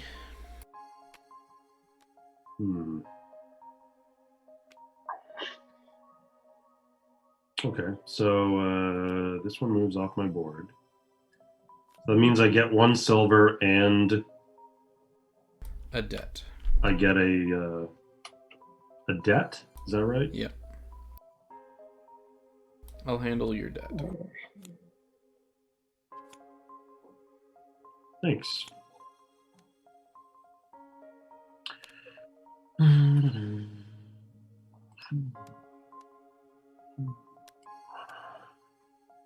What do I want to play?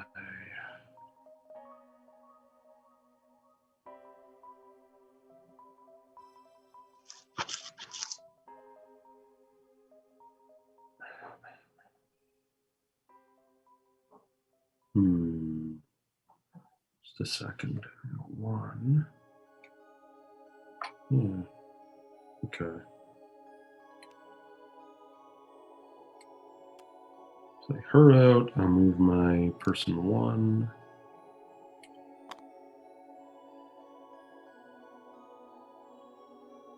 Oh, wait, that doesn't really do a whole hell of a lot for me, does it? Oh well, I'll get 1 rock. I think that's what I can get there, can't I? It's inkwell. Oh no, that's not a rock symbol. Damn it. That is an inkwell. Ink? Yeah, that's ink that I don't care about. Okay. More inkwells you got, just get free manuscripts eventually. Okay.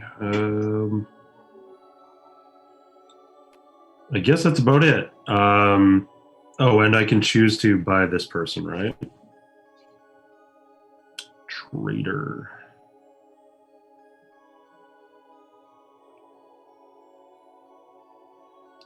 Nah. So what happens when I have no more drop pile? And you're about to draw, so yeah, you flip over your entire discard deck, bring it over to the draw pile, and shuffle it, and then draw. Ah, okay.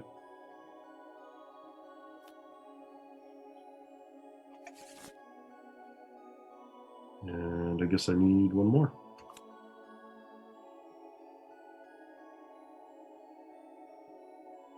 Okay, I guess that's it for me. Okay. I'll be right back. My abbot goes off. He was very bad and boring, so Good riddance. I'm gonna pull out my lender. She lets me move 1, so I'll move 1 this way. And do the trade action. I've got 5 blue bags, but I can only trade 2 for 1 stone, so I get 2 stone.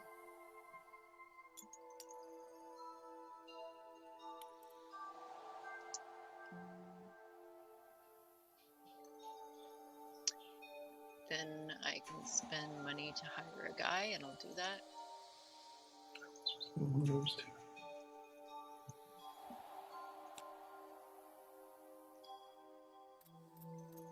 So this guy, when I hire him, he gets me a debt.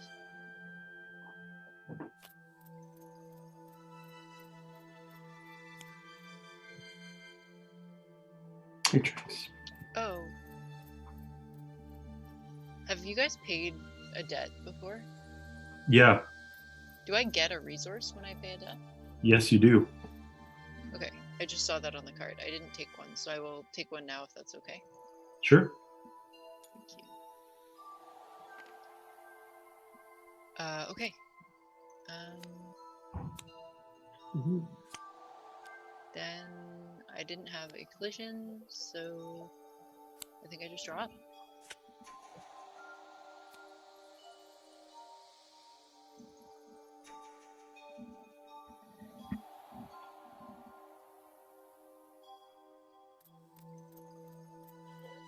Yeah, right. Financer gone.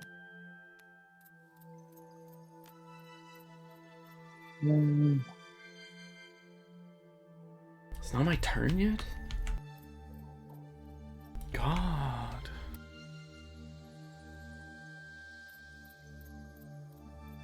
I feel like this game will eventually get really fast. But it's still kind Yeah, like turns don't... There's not a lot to do in a turn. We're just still learning. Yeah, exactly. It's just so unfamiliar. Yes. So I'm hoping that things will go faster because I might want to drop off at 11 because I've got some work to do for tomorrow. That's brutal. Tomorrow's a holiday. Not for federal civil servants, it's not. Because I thought the government had like extra holidays. No, the government has a set amount of statutory holidays as defined in the collective agreement, and Family Day is not one of them because it's provincial. Because government workers don't have families. Sorry, Nathan. That's too bad. No problem. You should tell your union to negotiate better. Actually, I'm very pleased at the last collective agreement that we signed in the fall. So, did a pretty bang up job on that one. Oh, that's good. Even if we're not done, we can just save the game at 11.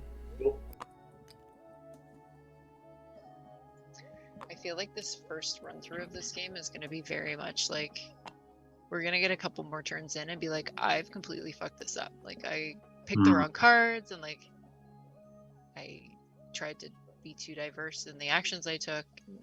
Right. I feel like once we get it, we're going to see all the things we did wrong. So this box here means that I just have to pay anything to build there? Any one of these? No. You pay the building cost to build a building. Yeah. When you put it on there, you get one thing of your choice. I see. The things in the boxes are what you get. Nothing that you pay. Okay, well, I'm going to put this guy on here to expand my hand by 1. And I'll get rid of, we'll see, 2 of my, I'll take 1 stone, so I'll just use 2 stone to pay for it. Fair.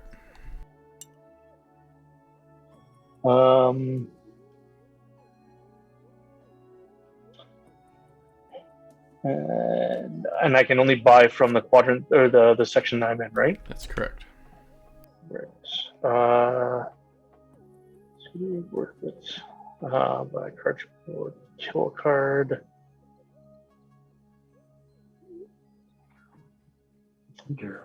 Yeah, I'm gonna buy this guy. Done.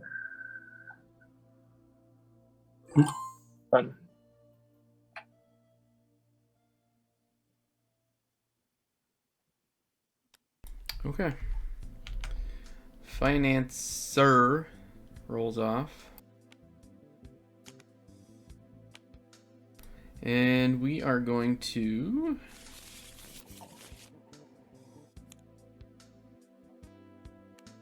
play my thief, which ups my corruption.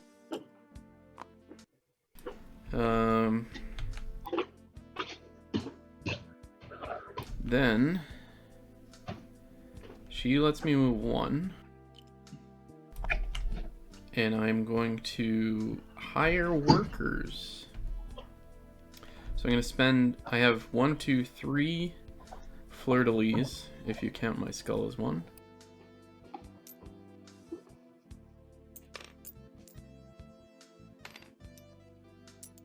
And spend 2 gold to get up to 5, which lets me place 3 workers. Damn. Does that mean that you get to upgrade one of them right away? So yeah, now that I have 3 workers in here, 1 goes up to level 2, which gets me a gold, or I can move 1 sideways. I'll just take the gold, I guess. And then these 2 have to go 2 different directions. Oh, I didn't realize that. Hmm. So they have to. can't- You don't have a choice. Don't have a choice, and the reason is otherwise you could just start like throwing dudes into the same one to keep upgrading. This only happens on row 1. If I manage to get 3 here, 1 will move up into the main, to the top level, but these 2 would stay here, because then you can start mainlining from the second one here. But So, that looks like that's not an ore. That line between them. it is an gold? ore. It is an ore. So I chose. So you chose. I chose gold. The sideways thing is automatic for the first level thing. This one up here, it would let me choose if I wanted. Once I got a worker up here, I could choose, I guess, instead of taking a gold, to move it to one of these 2 ones. Maybe I had a worker in one of the other ones. Maybe, I don't know. But yeah, so I took the gold. So that was my action. Do I want an artist? Yes. I can afford her as well. Oh. I will discard a card.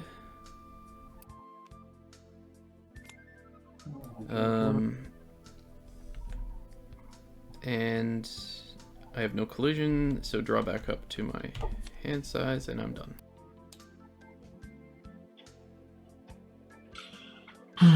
Okay. Let's take you off. Oh, wrong button.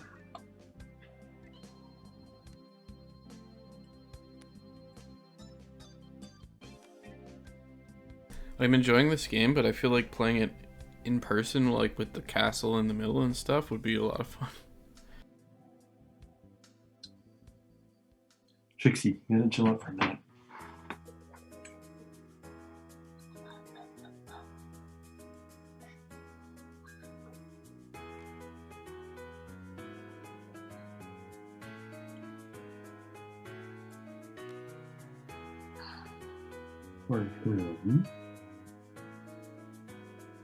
Okay, so I gotta move 2.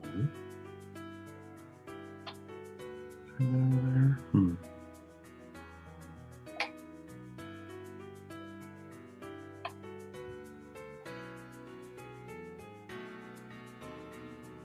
Okay, let's do it.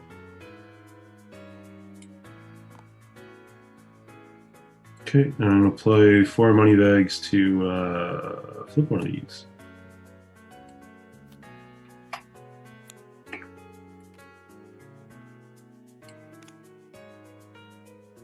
Great.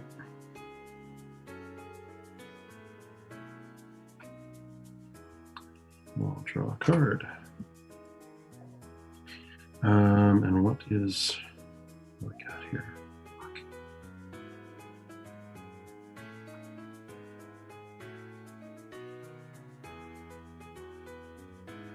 That seems like not good. Okay. Yeah, my turn's done.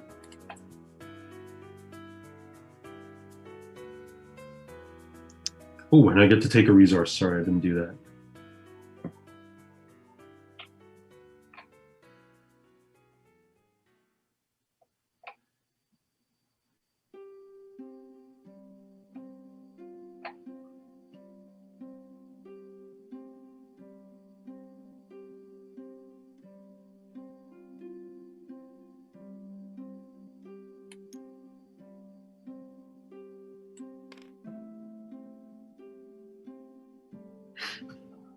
Back in a minute. What's going on, girls? Didn't you get your night food? Okay, so my financer goes off the board. And I just have to figure out who I'm playing in her place.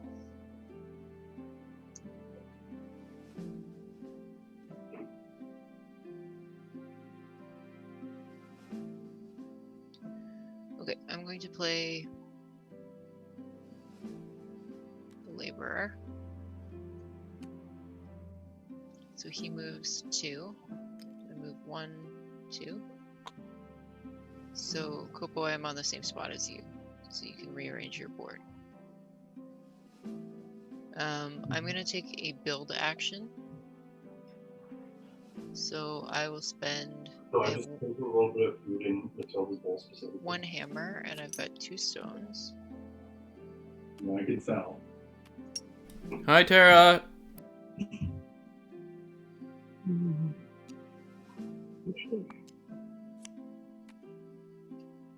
I will build this workshop that lets me do stuff with collisions.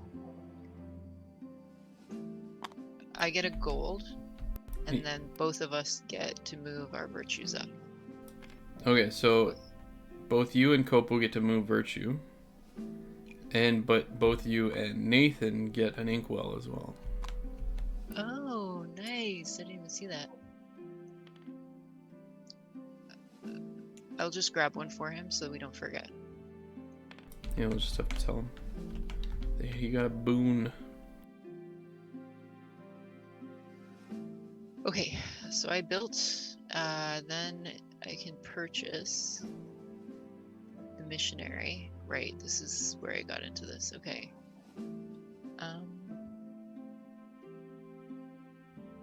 I guess I will.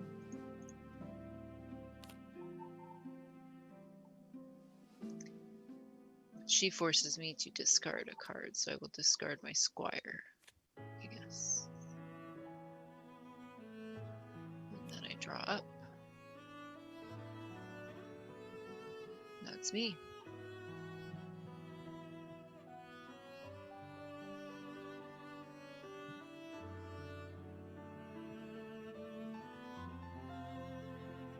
Okay. My journeyman comes off the table, so this means I get to grab a card from anywhere and move my virtue up. So I will grab this benefactor. 3. Oh, and that also moves your virtue up. And that also moves my virtue up. Nice. That's cool. The benefactor is officially the ugliest card in this game. Oh, Yeah. that person. The art is like really hilarious on the cards. The characters are really, it's a lot. It reminds me a little bit of Penny Arcade style art. Yeah, a little bit for sure. I grabbed Rudolph, which means me 2 move. So I'm going to move 1, 2, and that gives me 3 gold. So I'm going to spend. Whoa. Where'd you move? What? I moved here. Yeah, were you from here? Yeah, You can't go down. but I went this way. Sorry. Oh, okay. Yeah, you can still get there. Never mind. Sorry, my bad. The way you moved the piece on my screen looked. Yeah, sorry. I was looking at it from one, and then I went a different direction when I was actually walking it out accidentally. Yeah, so that gives me 2 workers. One. So I've got 4 workers on here. So 1 goes up, right? And then I have to move the other 2. Right, Colin? Like which do I get to choose what directions they go in, or No, what's one the deal goes here? counterclockwise, one goes clockwise. And the other one just stays in the same spot? Yeah. Nathan, Yeah. I built a building next to your building, and so we both got an ink. I gave it to you. Oh, okay. Then I grabbed another one. I'll put it back. Oh, sorry about that. Yeah, I noticed that you had done that. Goodness. So what's this peddler's stuff? He's got a lot going on at the bottom. So that is one of the ones that didn't apply last time someone had a collision. But basically, when someone's collision happens of their corruption and virtue, you get 2 money if he's on your board. If he's on my board. Yeah. Like my section of the board? No, if he's on your player board. Like if he's one of the 3 cards you have out. Oh. Oh, okay. And I get 2 monies. Yeah.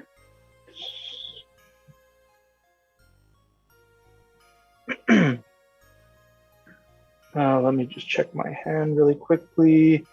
I am going to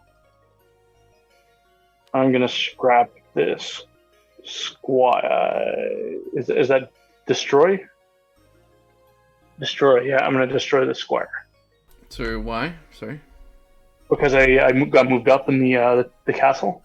So I had the choice between destroying a card or... yeah, buying a card or destroying one, that's correct. Yeah, so I'm going to destroy them and get 2. And then I have the option of doing this. Nope. Okay, done. Okay, Bertha moves off. Oh, shit. I just realized something. When Colin's like virtue and corruption clashed, that should have triggered mine clashing too. Why? Well, okay, because I built a workshop. Yeah, but we went over that. You had a skull on your board. You couldn't do that. Oh, okay. Oh, if it's 0, now I get it. Yeah, never mind. We addressed it. Never mind. So here's the thing everybody should know. I am playing another skull person onto my board, but I already have a skull person. That means I move my corruption up to 2 because there's 2 skulls. You add up all the skulls on your player board when you play a corruption person, and you move your corruption that much. So my corruption is very high. I get a gold when my scoundrel comes out. She lets me move 1. I will move on to Copo space. Copo, you can rearrange your player board if you want. And I will take another buy workers action. I have a total of 5 with my gold, which lets me have 3 workers come out.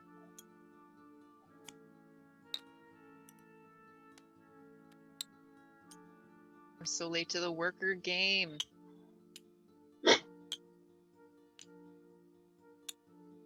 Which lets me either buy a person or destroy a card. Higher. Yeah, whatever. I will destroy an abbot.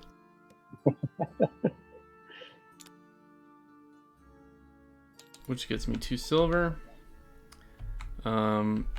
Which would allow me to hire the trader if I want. You know what? I'm going full corruption.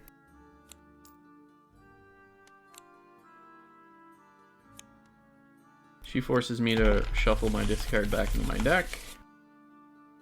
And I draw 2 cards. Alright. That, I think, is me. Is all that corruption from 1 turn? I moved 1 for playing the thief. a turn ago, and I had to move it 2 for playing the Scoundrel this turn. This game is really neat. Like, I'm starting to kind of put all the pieces together. But like, how if Colin goes super high corruption, how that impacts the rest of us, and like we benefit especially if he's going super high corruption, we benefit from being like basically no corruption and no skulls. Anyway, it's really interesting. I think we'll see Mm-hmm. a lot more interaction with that stuff. But Colin, for something like this manuscript right here that has the cross on it, is that like a permanent boon for you? So No, so this manuscript means the yellow thing means victory points. So for every cross you have at the end of the game, I think you get a victory point. Okay. I haven't read through the end game scoring stuff yet, so I don't know how that works. Like, what if it's just permanent crosses? Like, I know you can reveal one on your board from a building. I know you can get them from, like, if you have 3 black manuscripts, you can get this card here that gives you the permanent cross. I don't know if it's those or if it also counts like any dudes that might be on your player board that have crosses on them. Okay. Okay, I moved my Viscount to a place where I can buy workers. And if I understand the way this works, if I've got 4 gold and a fleur-de-lis, I can buy 3 workers, right? That is correct, yes. Okay. That's what I'll do. Hello, Overboard Games.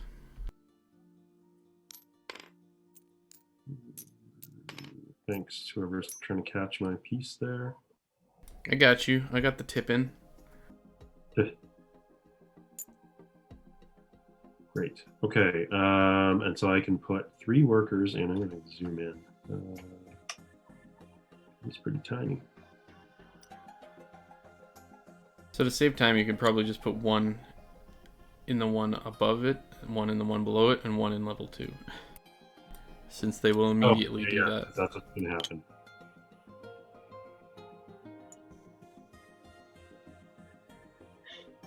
Come on. So there's an interesting thing. It hasn't happened yet, but we're close. Whenever a section has more than 3 workers in it that are like of different colors, the person who caused that has to reduce that section down to 3 workers by bumping other people's workers out. Those people get their workers back, and they get a payout for each worker that got bumped, depending on which level they got bumped from. But that is a thing we need to worry about. Like, all these sections that have 3 workers in them, if they go over with like somebody else's, then the person who put in the 4th worker gets to bump down to 3 and basically screw over the other people. If you get bumped from level 1, you get 2 gold for each guy that was bumped, or 2 silver, sorry. And if you get bumped from level 2, you get a virtue and a resource of your choosing. Okay.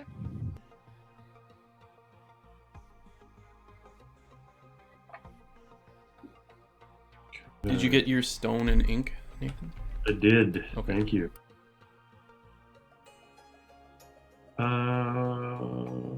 Should I do that thing? Yeah, I'm gonna buy the dude here. The debt And collector? I think that putting him into my pile means that I have to move my corruption, right? Yep. You are causing a collision. Sorry, I'm on mute. You are causing a collision, yes. Yes. Cool. Alright, so that happens now. Let me reread the 4 steps that happen.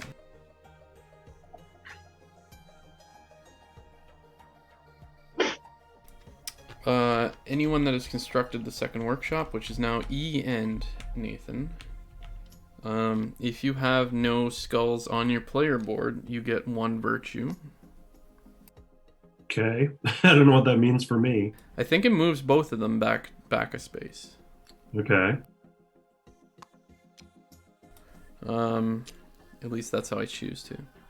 I see you in here, Overboard Games. I don't know if you know this game, but you're welcome to speak up. all townsfolk cards on player boards that have effects during collisions. So, Kopo, you did choose that. Oh, and you didn't choose that guy. But it would be like this peddler guy is when he'd trigger now. Thank you, Overboard. I appreciate that. But nobody has one of those cards, so that's fine. Current player, which is Nathan, gets 2 silver, a debt, and a deed. And all opposing players get to shuffle our board states. If we want to, which I don't actually want to. No. I like mine the way it is. Okay, and then I'm going to go back to 0 for both of my markers. Okay, nifty. I guess that's my turn. No, I'll draw one more card.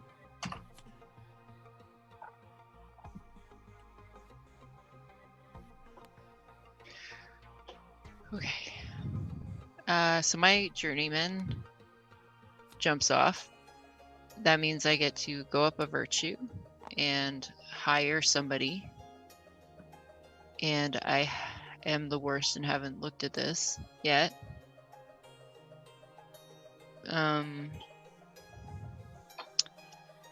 So what do I want to be able to do more of? I don't want skulls. Getaway skulls.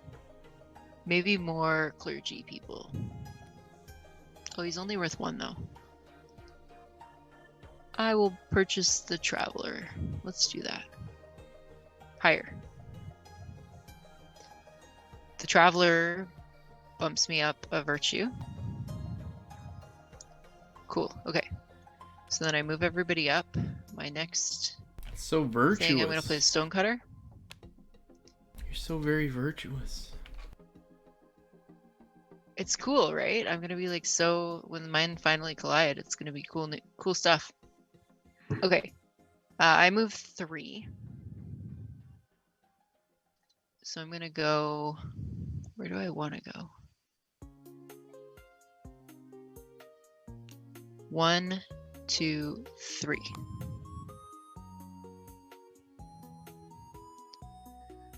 And then I have 2 hammers and 1 stone. So I'll spend my stone. Oops, I'll chuck it off the edge. Thank you. And I will buy one of my workshops because I think those are the only things I can afford with 3. I will expand my hand limit. And I will pay, or I will build to like flip one of my debts over. And that gets me a resource. I will take a gold. Wait, how did you do that last part? So where I built, let me flip my Oh, debt. okay, yes. Great. Yeah, so that's how I did that. Okay, so I've done my action. I'm still not totally clear what this plus card means. Does that just mean draw up? No, that one is higher. Oh, yeah, thank you. Okay, I have 1 and that costs 1, so I will hire that one. That's perfect. He lets me shuffle my people. Sure, I will move my lender back.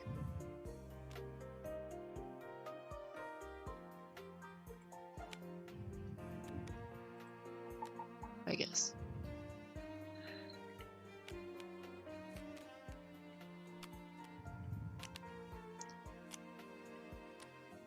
Okay. I hired, no collisions, and I draw up, and I think I'm done. Sorry, that took a while.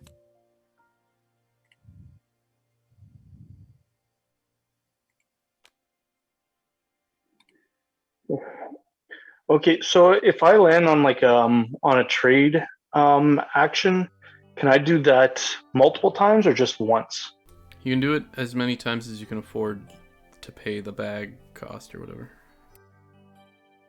Okay, and if I had like a recurring guy on my board, that would allow me to. I would get that every single time I did the action. Like So, like, you're the talking about the trader, I assume. yeah, yeah. So no, like you were taking a trade action, like being able to do it multiple times. The trader, I think, would only trigger the one time. Like you'd get 1 silver for taking the trade action. No, so if I'm traded multiple, okay.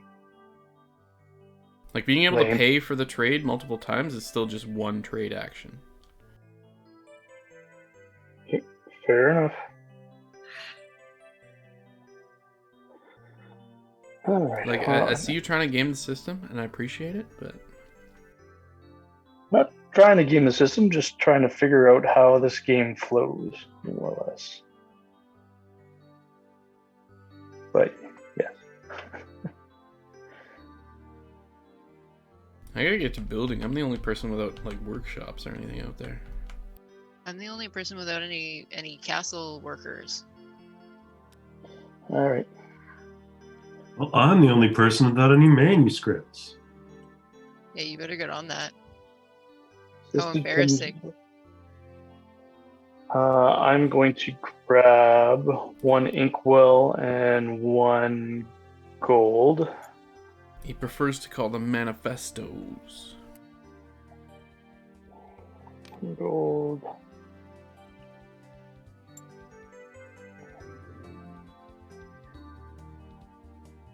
One inkwell. Payments up. And I'm going to put this missionary in place. Mm.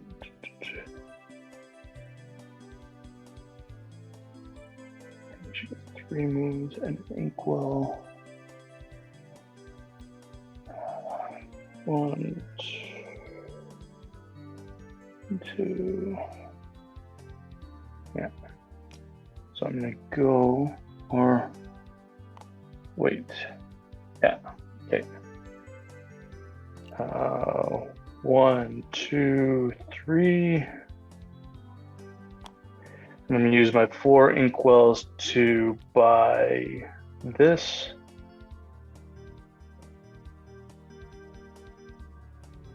And I'm going to...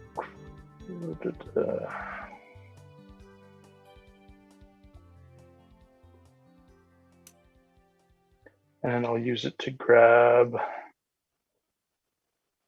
What? Sorry. I'll use it to grab 2 gold. That doesn't want to go in, but I'll do it after.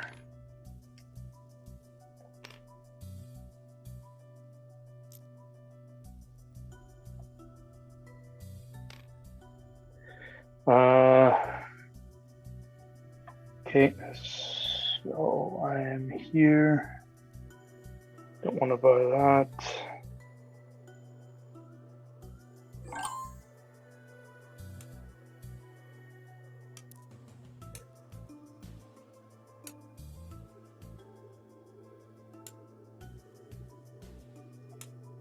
Oh, no way. That's so cool. What's up? This person in my stream, Overboard Games, is the person that made this mod for Tabletop Simulator. Right on. This is our first time playing Overboard. My girlfriend Nywoe talking to you in the chat got me this for Christmas, but obviously due to COVID we haven't been able to play, so this is our first time playing on TTS.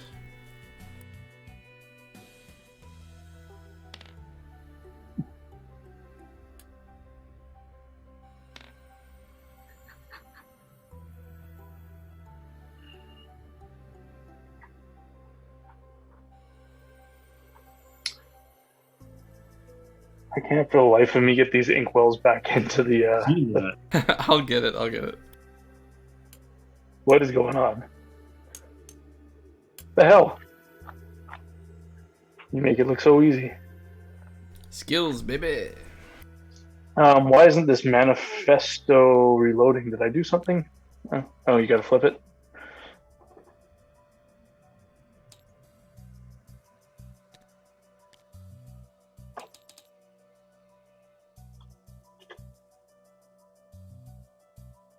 You bought the blue one, you dick. Oh, it's my turn. Sorry, my bad. Squire rolls off.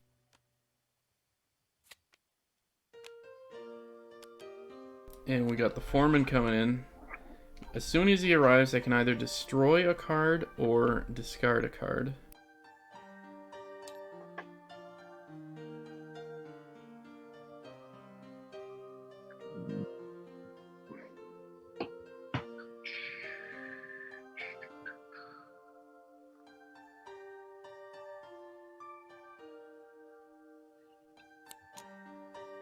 Adios, laborer. Colin, you're muted. I'm not sure if you've been talking. I have been talking the entire time. My stream could hear me at least. Yeah, so I brought up my foreman, and I destroyed a card. I destroyed a laborer, which got me 2 silver. And now I get to move 2. I will move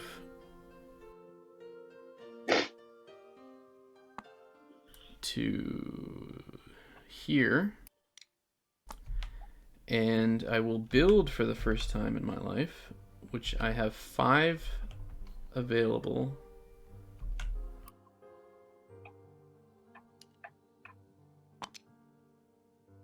Oh boy.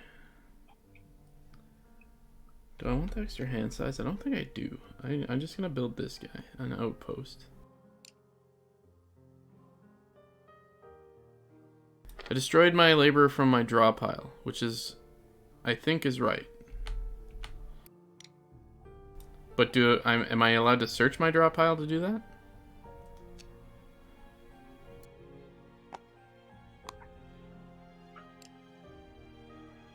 Okay, sweet. So I built my outpost here, which got me a virtue. So I need to work on that because I'm so corrupt. I have the option. Oh, more corruption. More corruption. She's too dangerous. I don't think I want to. I don't want to hire her. And so then I draw back up. I think I'm done.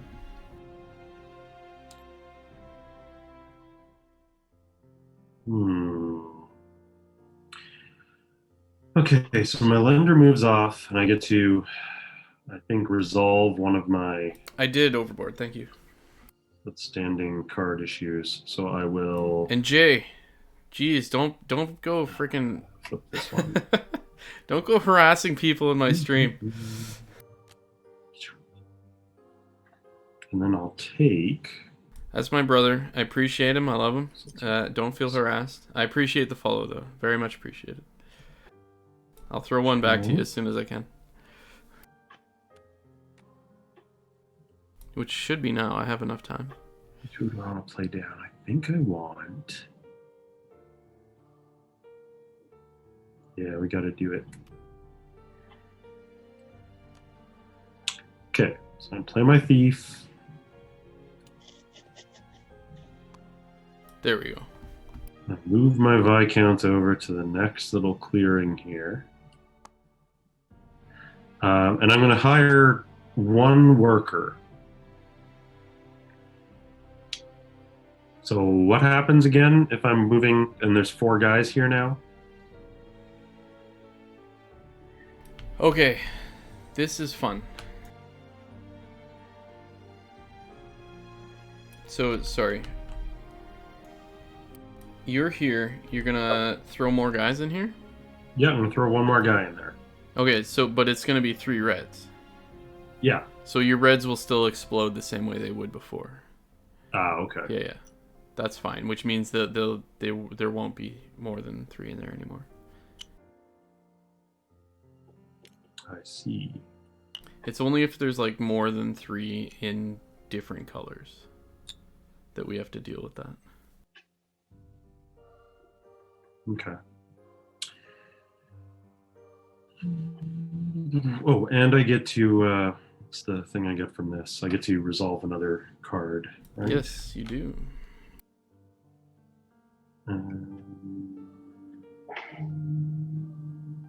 Okay, well, I guess I will flip another one of these. So that's Yeah, four. castle looks like it's about to pop off.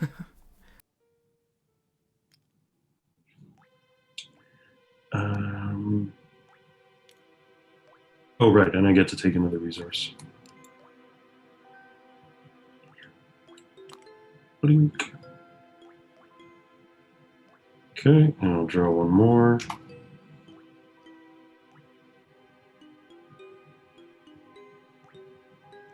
I guess that's it.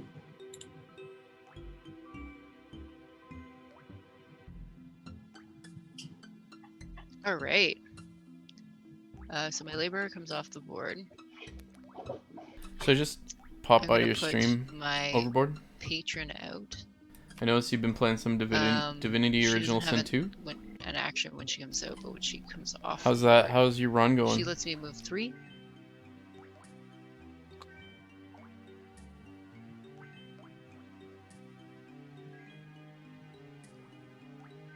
So I'll go 1, 2, 3.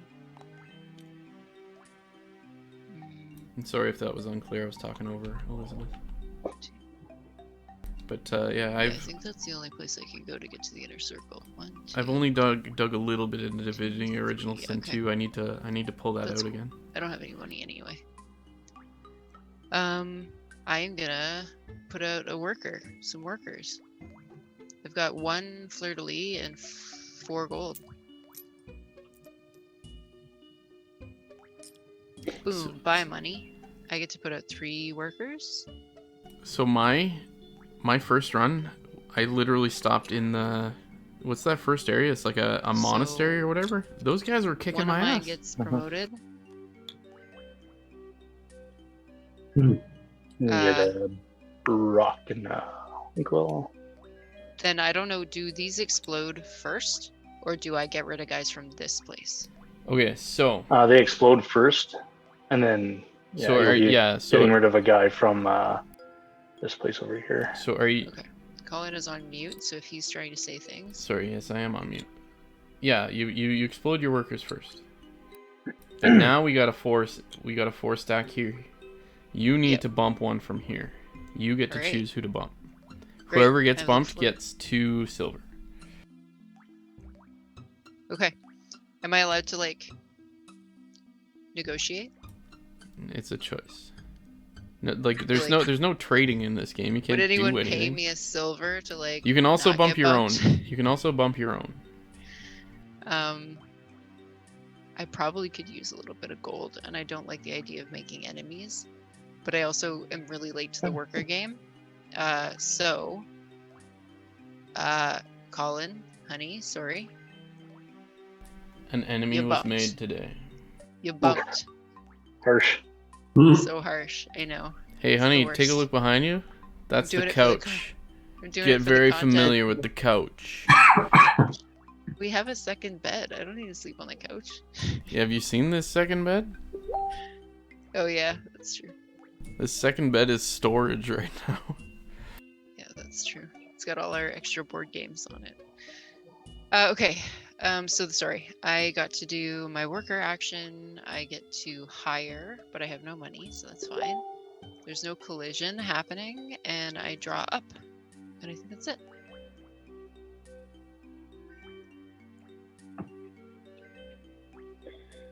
Oh. Sorry, it's not it. Because when I promoted my one guy, I get a stone and an ink. Yeah, but that's fine. Just Don't take forget it. that. Copo can still go. Okay. My lender comes off, so I get to flip a deed or a debt. So I'll flip a debt, and I'll grab. Here, I'll move this over so that it makes sense. Sorry. What's going on? I'll move my watchman here.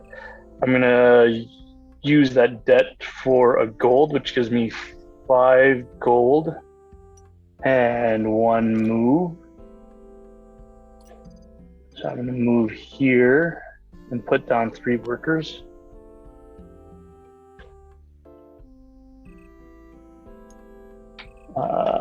Which bumps 1 up.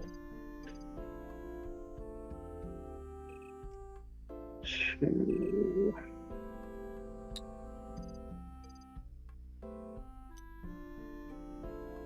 3.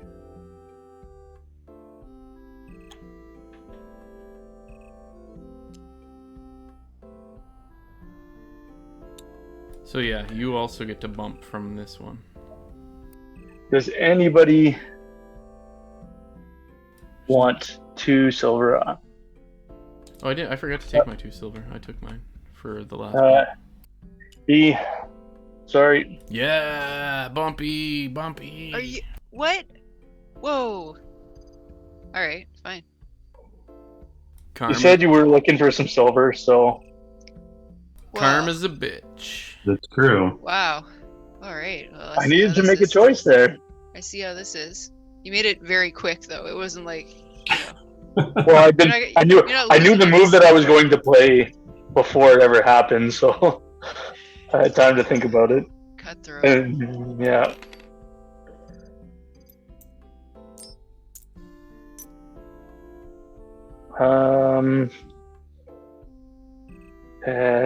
And I need to go and take my my stone and my. All right, I'm not gonna lie. I haven't really been paying attention to what I want to do. But my thief falls off. I get a silver and a debt.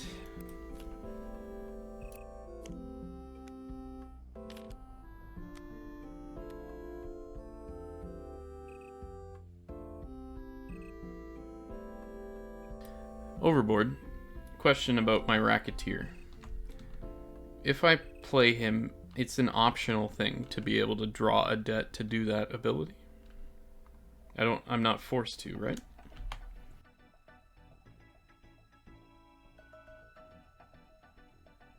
Mm-hmm.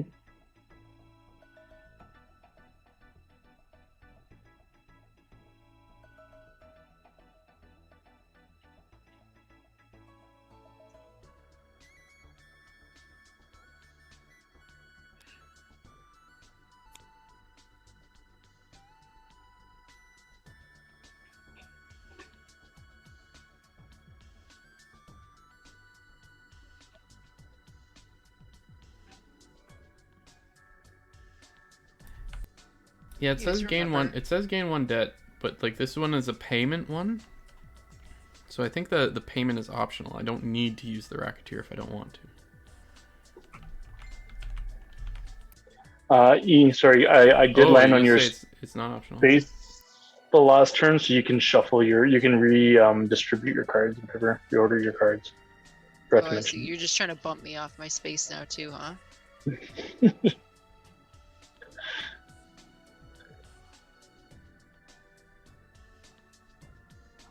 Yeah, no, I'm cool. Thank you for letting me know.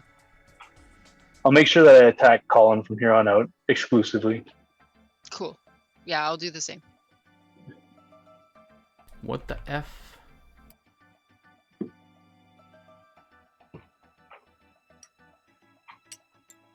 I don't think I paid my stone from the last time I built. That is affecting my ability to choose here.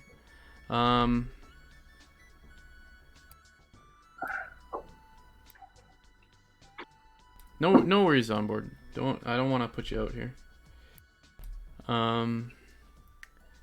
Okay. I have, what am I gonna do here? I'm gonna play Bertha. I'm going to take the, do I want the virtue or do I want to move one of my workers sideways? So I get 3 move. 1, 2, 3. I can't move.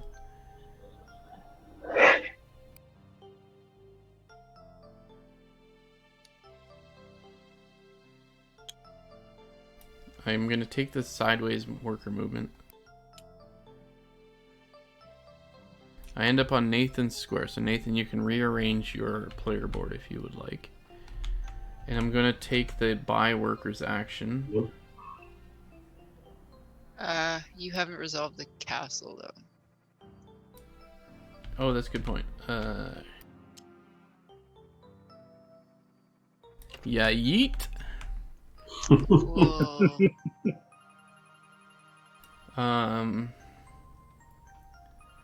Yeah, and then I actually only have enough to pay for one worker. Oh, hold on. I could spend 3 silver to yeet this guy into the abyss. And I could get 2 workers. Let's do that.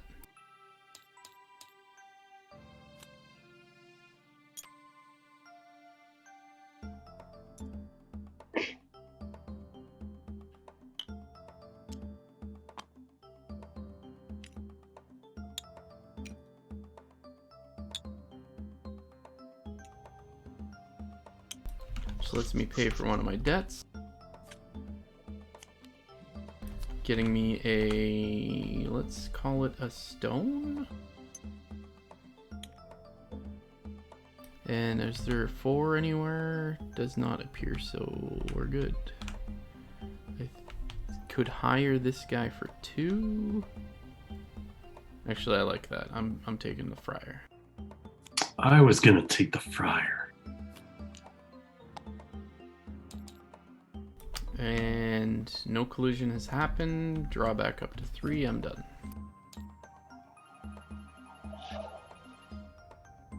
Okay. So my journeyman is off the board. Yeah, I let him know that he could move his So stuff move around. my virtue over. And then I get to take a townsfolk for free, right? Is that what that means? Sorry, what? Yep. Okay. So I'm going to take this new guy because I like Thanks, the Overrun. cut of his jib. So it's when I Are you gain a taking the deck whole stack? while that guy's Taking on. the stack. Taking the whole I can deck, do yeah. this. I'm not great with Tabletop Simulator. I love how smoothly you tried to do that. Like nobody will notice if I just like Okay, and it looks like I'm supposed to take a... whatever these bad things are called again. debt. A debt, that's right. That's right. Okay, so I'll move my other guys over. Nope.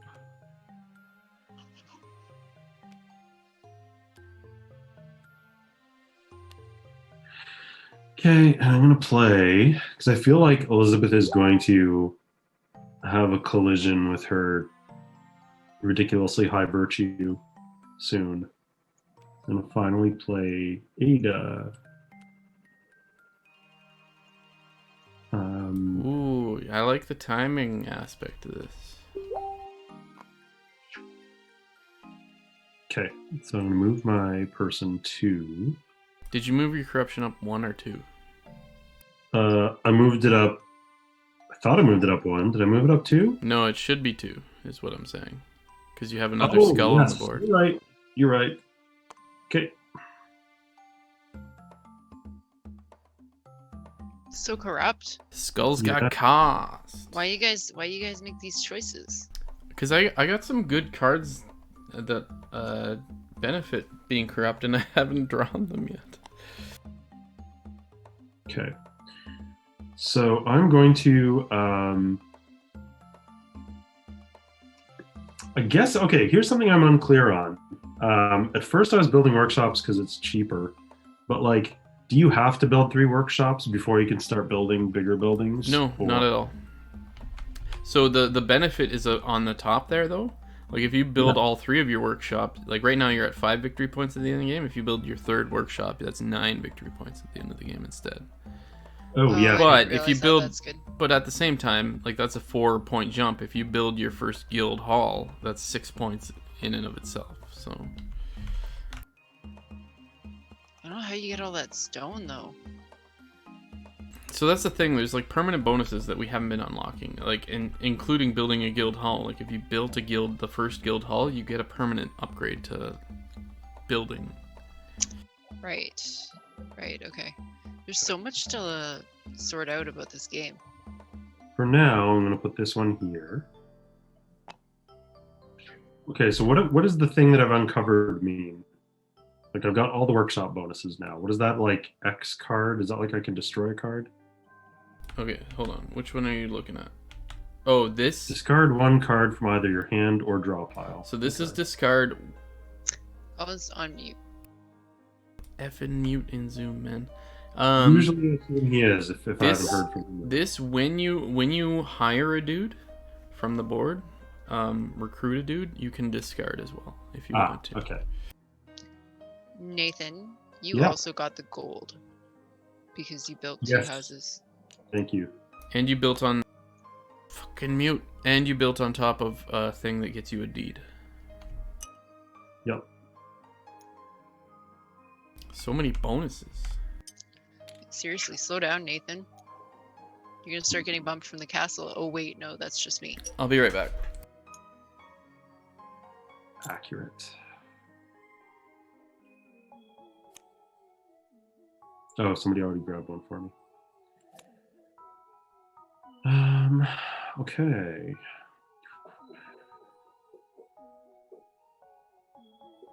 So, yeah, oh yeah, right. So I'm over here. What can I buy this person? That's not too bad. Yeah, I'm gonna buy that dude.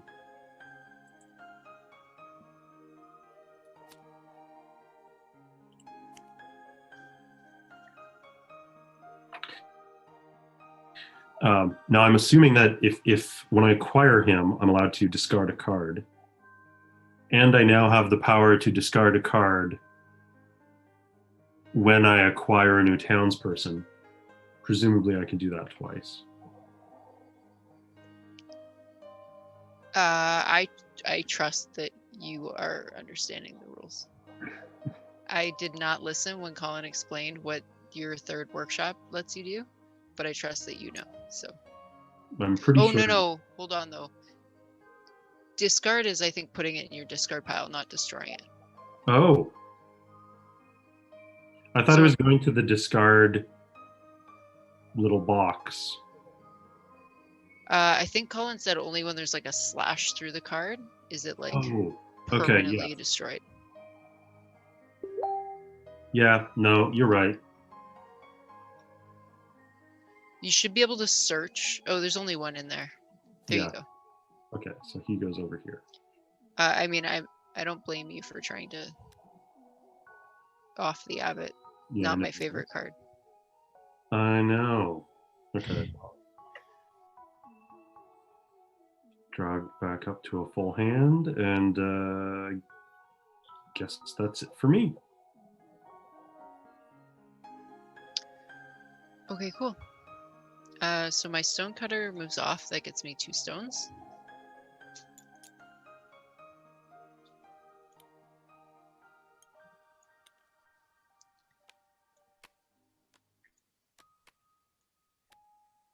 And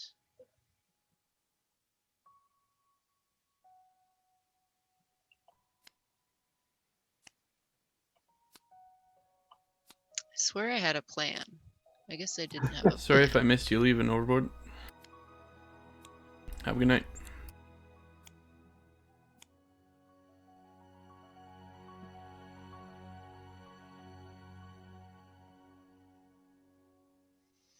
Okay, I will play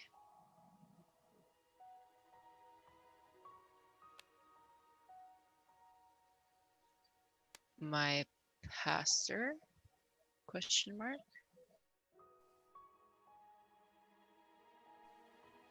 I've got 4 bags on the board, so I'm gonna move up 1 and convert do my trade action and convert my bags to gold.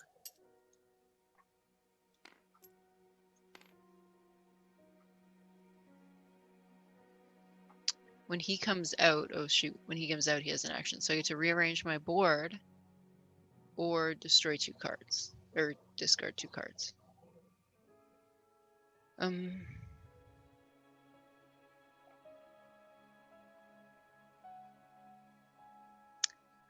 I'm cool. I'm not gonna rearrange my board. so that's fine.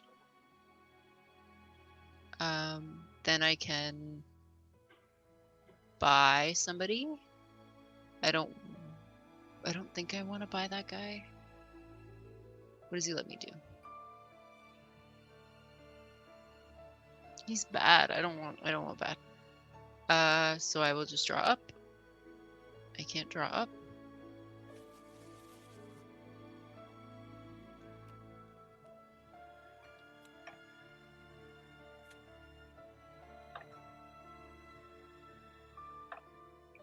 And I think that's it. It is 11 o'clock. I was just gonna say. Yeah, I think I might have to head out, guys. Yeah, once Copo's done his turn, it'll be back around to me who started, and we'll save Yeah. there and Makes sense. peace out. Okay. All right. So I'm going to put my Swindler on, which moves my corruption meter over. That gives me 3 moves. 1, 2, 3 over to here. I'm going to use my 1 fleur-de-lis to go and move a worker onto the board.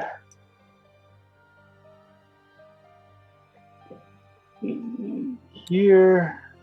And then I'm going to pay 3 silver to grab this deacon. 1, 2, 3, which lets me reorder my cards. So I'm going to move the Watchman over here.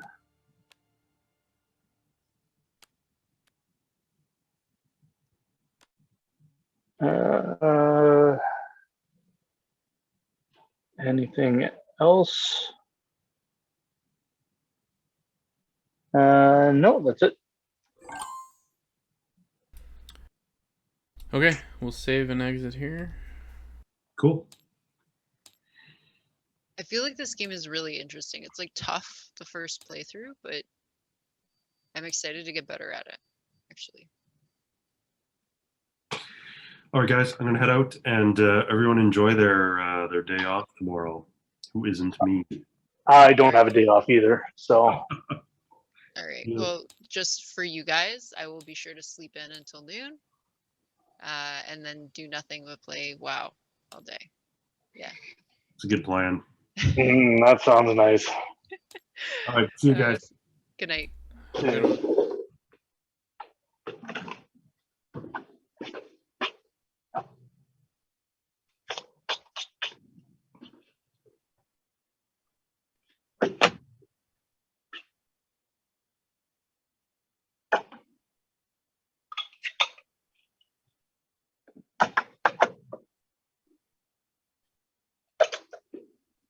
Okay.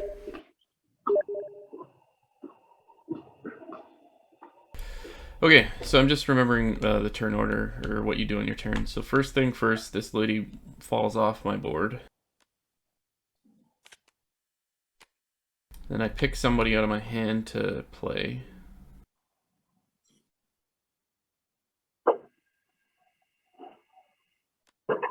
I'll play that lady. Which she has corruption, which I think does something. Mm-hmm. I can't remember what, but it definitely does something. Yeah, 1 second.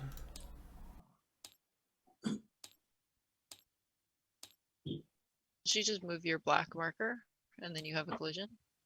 Yeah, I think that might be what happens, but I just want to confirm. All right.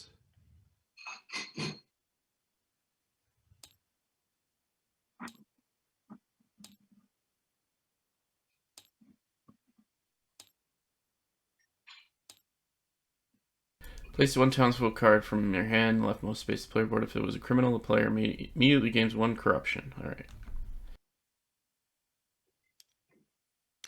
So I do have a collision. We deal with that later, though. She gave me 3 movement, but I also I can add 1 more onto that if I want to, because I built this building last time. My dude is here, so I want to move 3 or 4.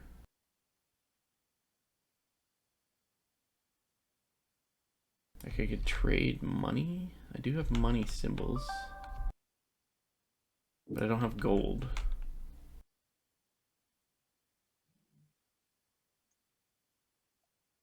So that would be useless for me. I get coins at that one. And this one, to do this one down here, you need this guy, right? So I have one of those.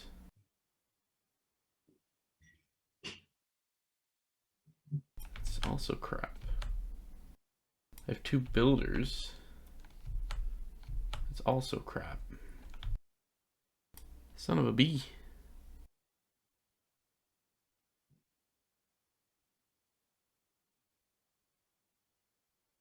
Okay, I'm gonna go.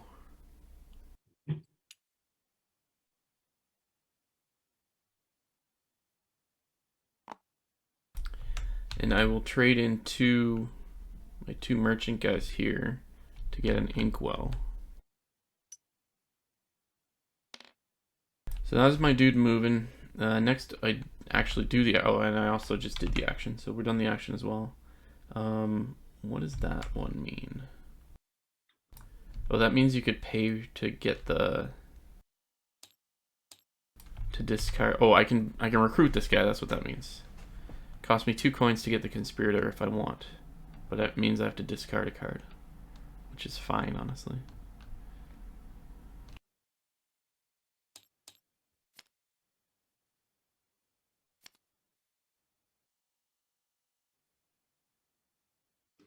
Wait, now, oh, how did you buy that?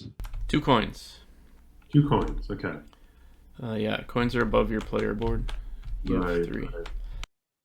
So that's what that +1, you can recruit the person on the square you're in. Now I deal with the collision, so give me a second for that.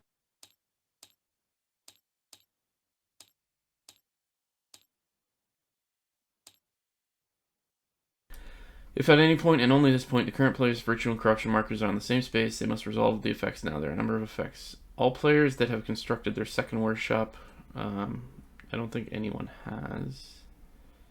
Oh, actually, somebody might have. Did I?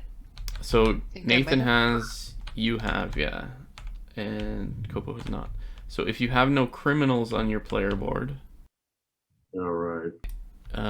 you gain a virtue. So you get a virtue, hun. All the way to the end. Look at you go. Damn. Okay. So virtuous. I also trigger a collision or no? I don't think you do until it's your turn.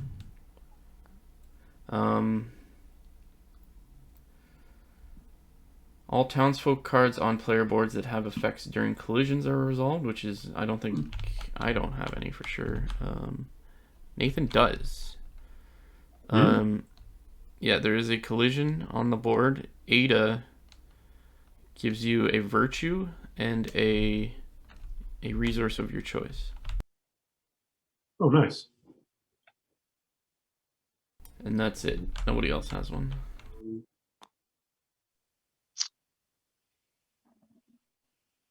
Current player gets what is printed directly above where my markers sit, so I get 2 coins and a debt.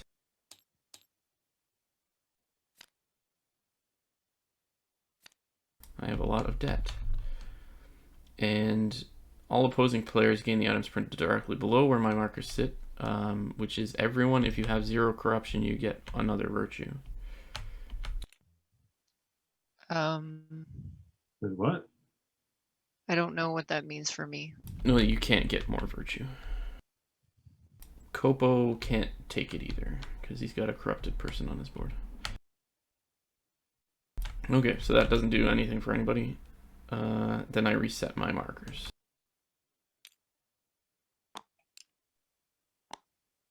Okay, and then finally I draw back up. That's me. Okay. Even though I was here while all of that happened, I have very little idea about what I'm doing right now. First, you I, deal with the board. The guy falls off, and then you shift everybody over, and you play a new card. right.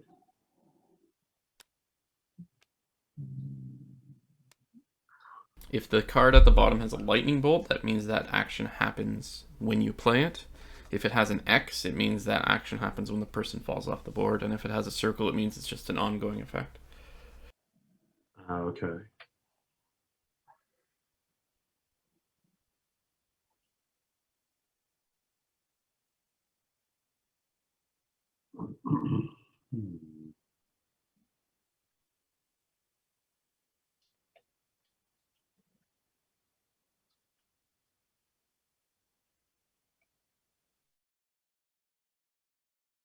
I sort of What don't remember. determines? Oh, sorry. No, go ahead, shoot. I was just gonna ask, what determines movement on your turn again? The card you play, the value in the top left in the coin, it determines how much you can move.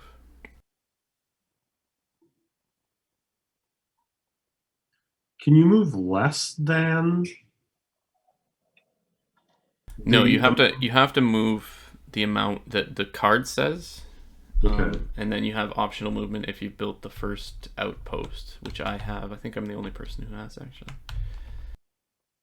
But you always got to move that much. But like with the way the board is, like you can go down into the inner or up along the top. You can generally have decent control over your movement. Okay. Excuse me. I'll be right back.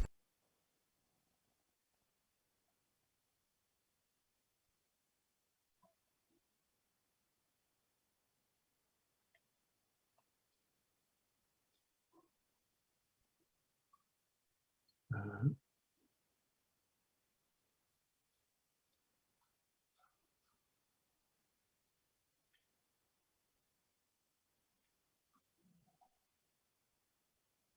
hmm.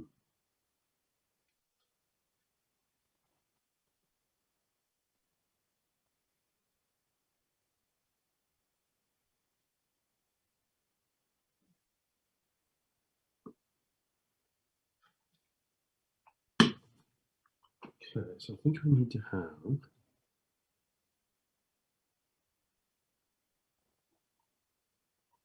Okay, I have questions. Go. How do I build buildings again? So you have to be up along on the outer track somewhere, anywhere, near open squares, like these open squares along the track. And then Right. you pay you pay stone and hammers to be able to build there. So you have one stone. So if you play a guy with like 2 hammers, you can build the one building that cost. Oh no, you've built all the ones that cost 3. Yeah. Right. Okay. And when it comes to deciding the characters who have the corruption skull, that counts as like a wild card, right? That's That can correct. be as hammers or as money bags or whatever the fleur-de-lis symbol represents. Yep, and I forgot about that on my turn, which I'm dumb. Right, what was that? The character. Guys with skulls are wild cards. They count as any symbol when you're doing an action, any action. I had no idea. Cool.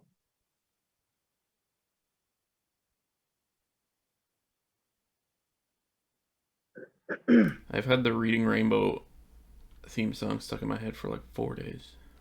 The hell? What a thing to have in your head. I saw like someone linked at like a TikTok video where someone drew on an American $5 bill and changed like Abraham Lincoln into Geordie LaForge to the tune of the Reading Rainbow theme song. Okay, maybe I'll put. I'm not quite clear on what I'm doing, but I'm gonna put this guy down. Nice.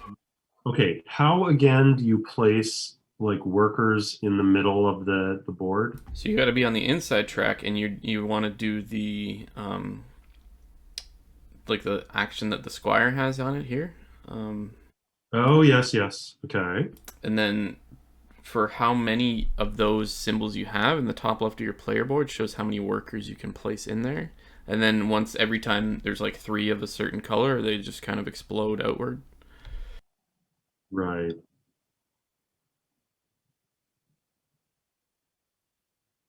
Let's see, 2.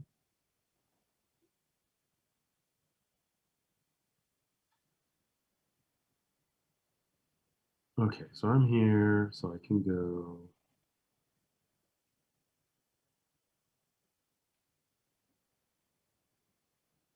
So if I want to buy a book, a manuscript, do I have to be on the inside track? Inside track, correct.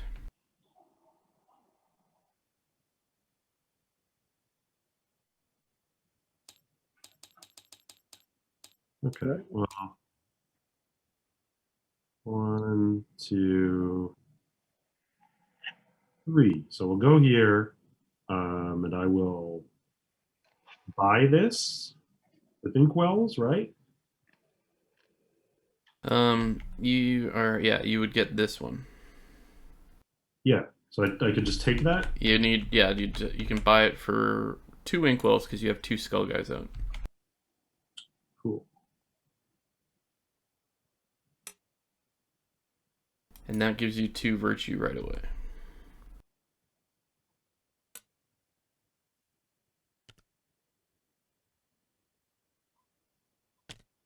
Okay, you can just come over here. I'll rotate you. So it gives me 2 virtue, which means my white virtue is past my black virtue. No, it stops on top of it. Yeah, that's what I imagined. Okay, which again triggers a thing, right? You've done your actions. So before it triggers, you can choose if you want to buy this guy.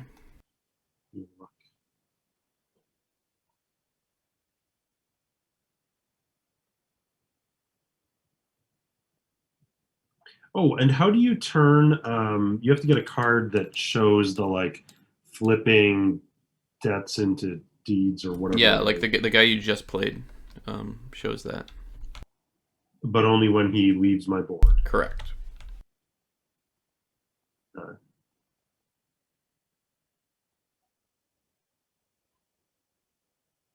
Okay, so I guess I'm pretty much done if I don't want to buy that person. Yeah, then we resolve your collision. Okay, how does that work again? Okay, all players that have constructed their second workshop and have no criminals on their player boards gain 1 virtue. I think that's, again, only you and Ian. He's already done her virtue. And you're currently resolving a collision. All townsfolk cards on player boards that have effects during collisions are resolved. So again, that's still you, I think, Nathan. Yep. So you get another well, the virtue doesn't count, but you get a resource.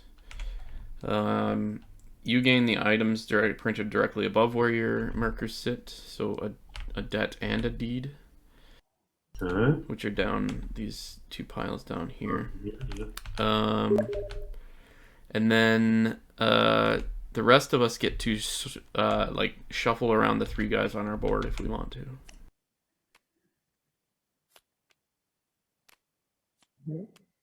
And I absolutely want to.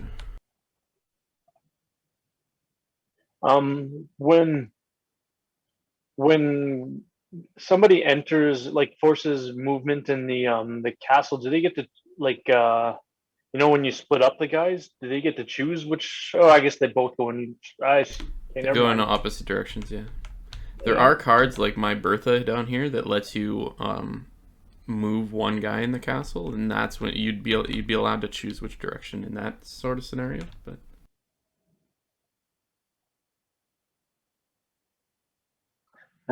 cool. Okay, and I guess my turn is done then. Oh wait, I have to add money. I'll do that. Nope, other way. Why are you adding money? Don't I? Because the coins. Oh yes. Sorry. And then I reset my virtue and corruption. Yeah. And you draw back. Oh, you're already at. Oh no, wait. You have a max hand size of 4, so you draw 1 more card. Okay, remind me how I do that again. Hover over the deck on the left side and just hit 1, the number 1. Right, okay. And then end a turn.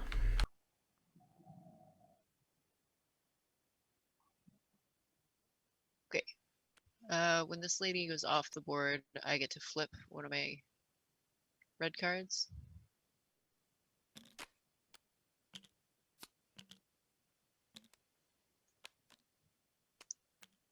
I'm going to play my missionary, and when she comes out, I get an inkwell.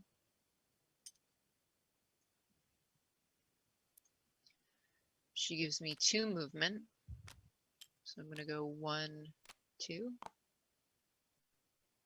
I'm going to buy a manuscript, so I've got 2 crosses out. Manuscript here costs 4, so I'll use 2 inkwells.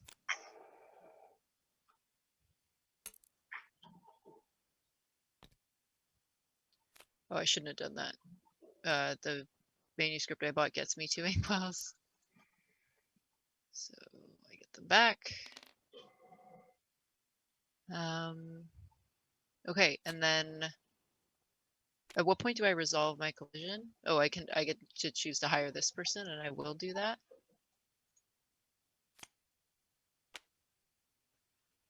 And she goes in my discards, right? Yeah, anything you buy goes in your discards. Yes. And then her action means I have to discard something? You have to discard something upon acquiring her. Okay.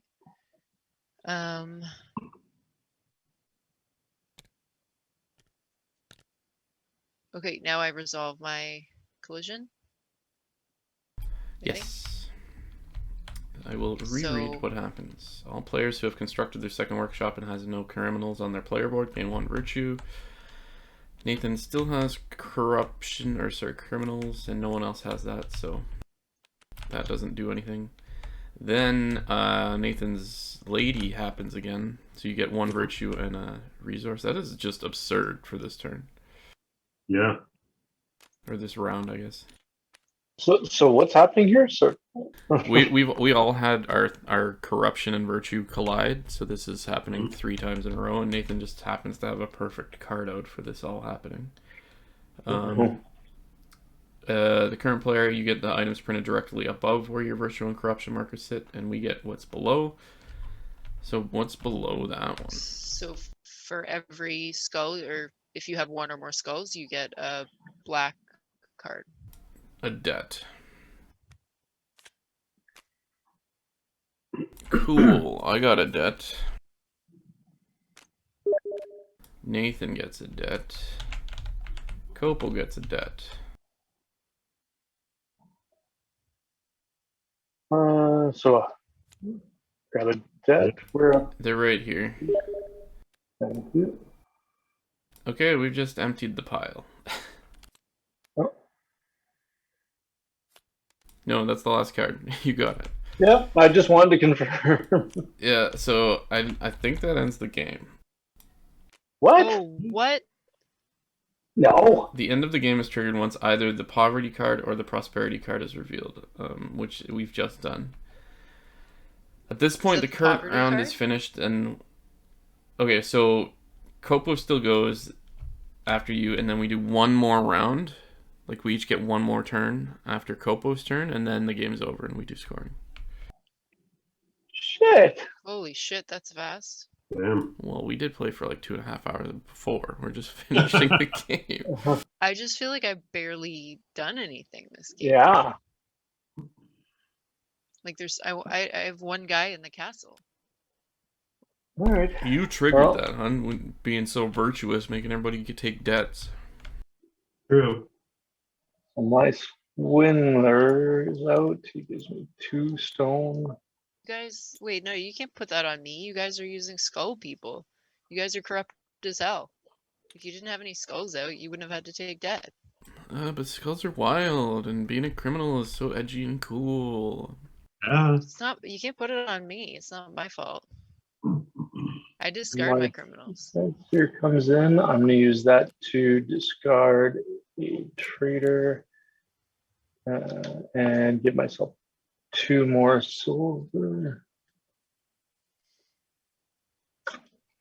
And she gives me 3 moves. All right, so I'm gonna go 1, 2, 3. Does anything happen when I am on the same area as Nathan? Yes, I believe he just gets the opportunity to rearrange his board if he wants to. Oh, okay. Okay. Hmm. And I'm going to use the Watchman's 1 gold to put on one of my workers, which triggers. So this one's going to trigger 2 virtue, right? So I moved up to the next level. Yeah, that's 2 virtue. So it triggers 2 virtue. So I have a collision right away, but I can go over like 2. So what happens here? It just stops on Do the I- black. It stops on the black. It stops in the black. Okay. All right. Well, I've got a collision there. I'll split these guys up. This one triggers another guy to move up, which lets me. Is this one or the other? I either get to permanently remove a card or buy a card from the. That's yeah. So you either can permanently remove a card from your You're deck. muted. Maybe not that great. Frick, I'm muted. Oh. It's yeah. You either permanently remove a card from your deck. Maybe not that great at this point since there's only 1 turn left. And the other one is to buy a card for free from the board. Any of the face-up cards you get for free. Okay. Oh, somebody already bought the other guy.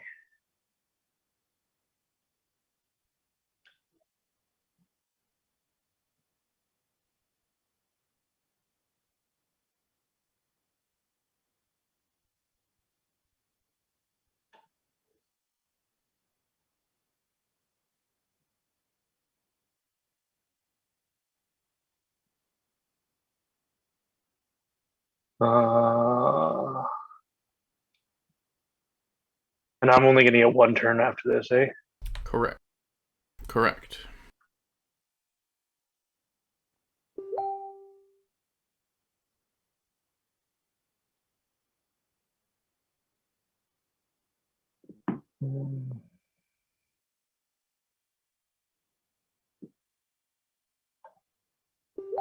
Fuck. Sorry, just quickly want to look at state of things.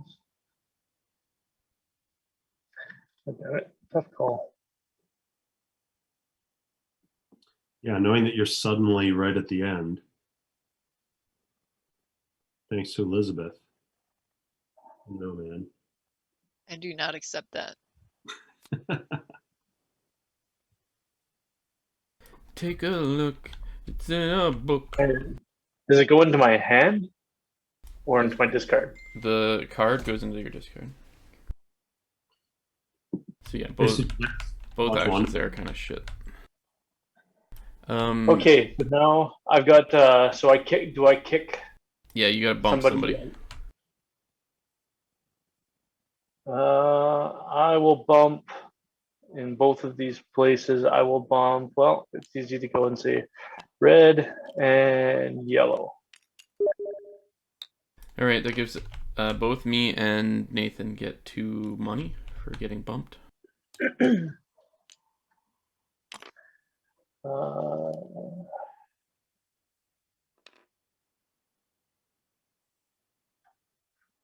And is there anything else I can do on my turn, or is that it?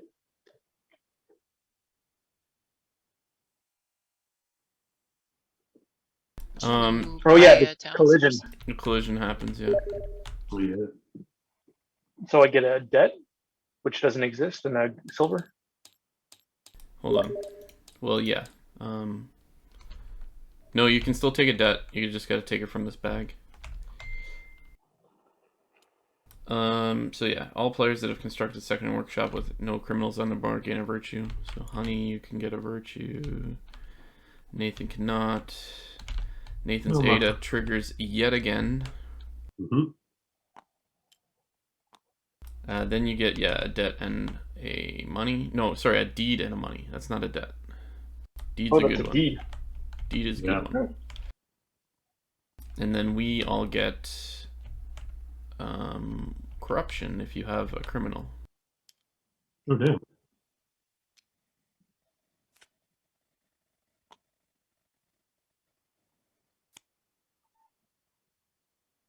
And then Kopo, you can buy this meddler if you want.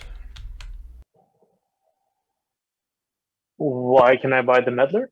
Because it's the during the end of the... Actually, you were supposed to do it before doing the resolving corruption, but like you did the action on this space, so you can buy that person just as with the coins. Like that, you always have the option.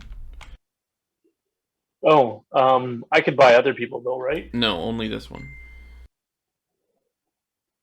Because you're on this square. I'm not on that square. I'm. You're right here. Oh, I'm there. Shit, I've got spun around somehow. Okay. I will decline to buy it, and I'll draw up. Is there a benefit to, like, at this stage in the game when you obviously won't get to play those townspeople? Is there a benefit to hiring them? I don't think so. I don't think scoring actually cares about your deck. So. Okay.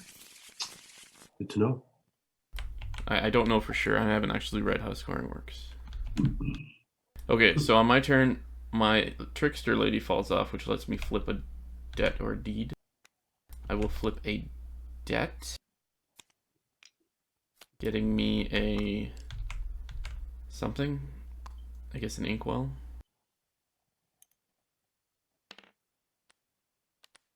And then I will play a financier,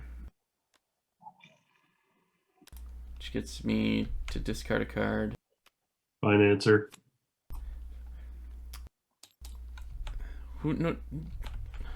Who's called a financer? They're financiers. She lets me move 3, which is not... Actually, I'm not playing her. I'm playing that one instead, which gets me a corruption. Because I only want to move 2. And join the party. So both Nathan and Kopo can rearrange their player boards if they wish. I am going to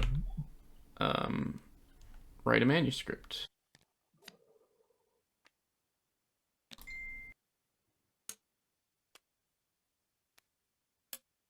Which lets me flip another debt or deed. Which I will take gold this time. And I also get this card.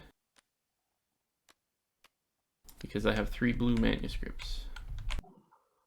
Damn. I did the manuscript. I did... I don't want to recruit the card because who cares? And I draw back up. And that's my last turn.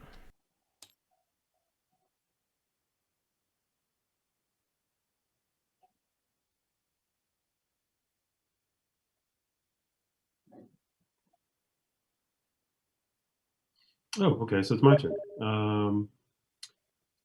Right, so the artisan moves off my board.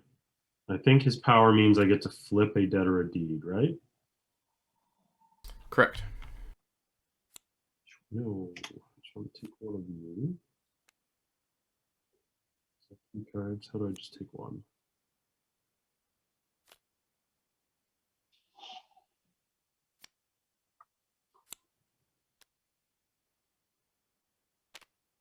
Beauty. Okay, so that allows me to take a thing. Probably not going to need. Oh, whatever, I'll take it. Grab.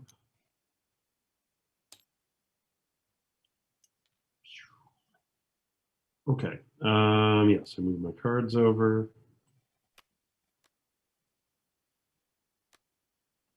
And I will play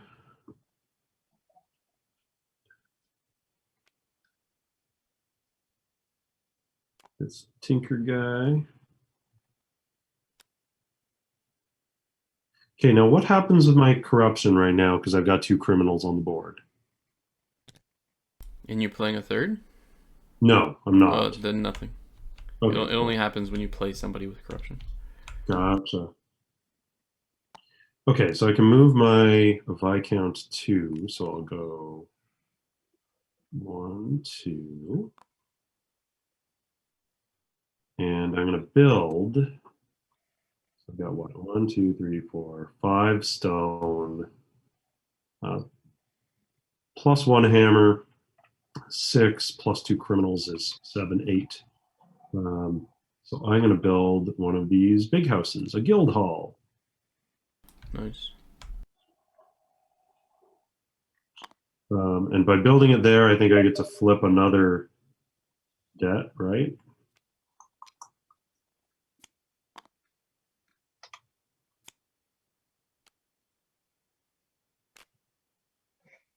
Oh, I need to spend these actually.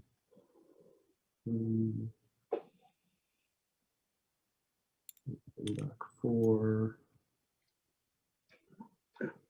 In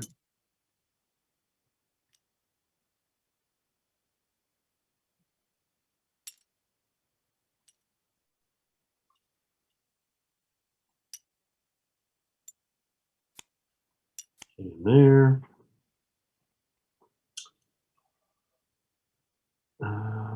Right. Okay, so I got that built. What would that benefit have done for uncovering that guild hall thing? What does that symbol mean?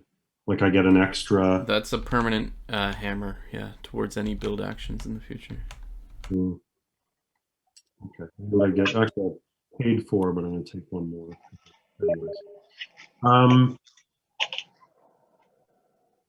Yeah, I guess that's it for my turn, unless I wanted to buy this townsperson, but you said there's not really any advantage to doing that, right? It's my last turn. Yeah, I'm reading the scoring. Your deck has no impact on final game scoring.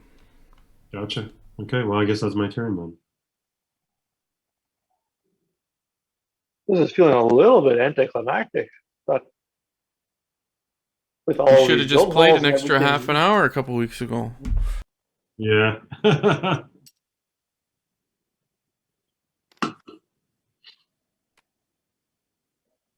Matt, I'm talking to Maddie right now. He's playing Valheim, and he's like, "What's going on with this? What's going on with this?" And I'm like, super excited to explain everything. What kind of game is Valheim?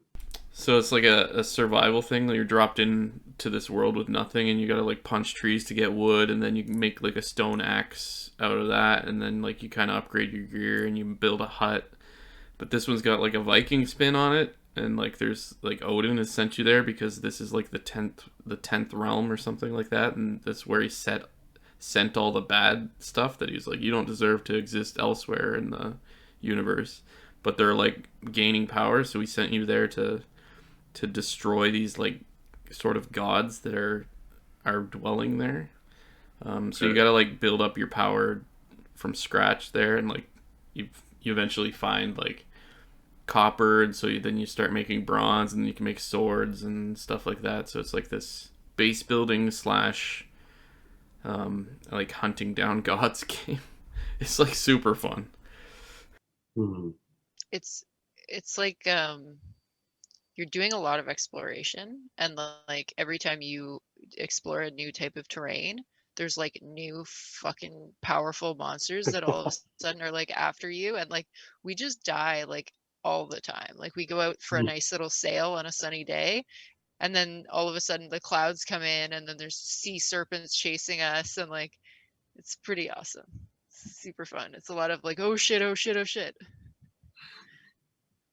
It looks like like a logical progression from Minecraft. If you like took Minecraft as a base and then you updated the graphics to like WoW graphics and then added like combat to Like, it. Yeah. Early WoW graphics. The Yeah. graphics Yeah. are really It's weird. like PlayStation 2 graphics. Okay, Colin, I bought this manuscript. Okay. And it says I think I can take a point or a cross. No, you get points at the end of the game for however many, I guess, crosses you have. in my deck. I don't know. Okay. And then I get the 3 black manuscript card. Mhm. Where does that live? Over It's here, down at the bottom of the board.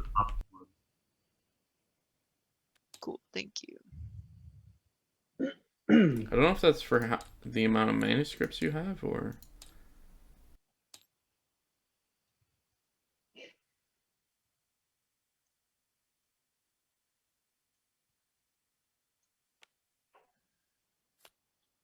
Okay. I do not have a collision, so It I is think in I'm your deck, basically so it done. does. If you have a manuscript like that, it does. You then care about your deck. It's for however Okay. many cross symbols you have in your deck. Okay. Cool. Okay, I think I'm done.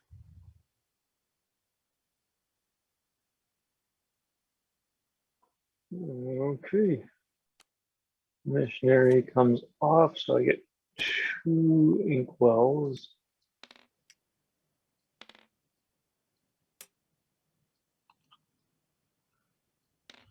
Hey, Doug.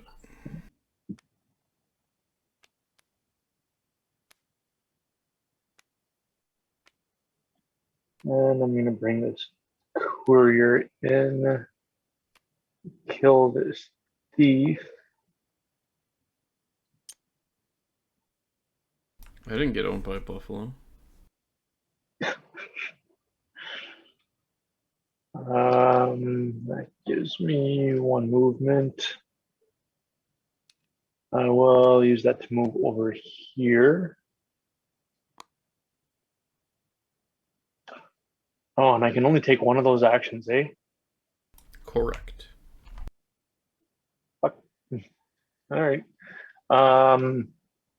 I will spend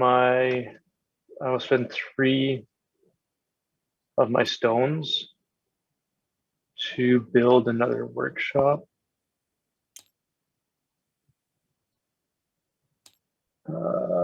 Where do I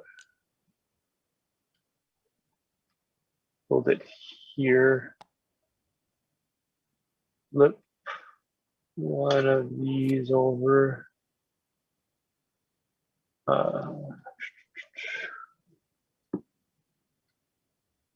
And I'll use it to get a gold, I guess. Yeah, cool. So I did this. Does that trigger right away? Like no bad guys on the board. Move your virtue over. No. What do you mean? With my workshop, I No, triggered, but like, there's no collisions right now. there's no. Oh, does this only happen on a collision? Only during collision. Yeah. Okay. Gives me the option of buying Meddler.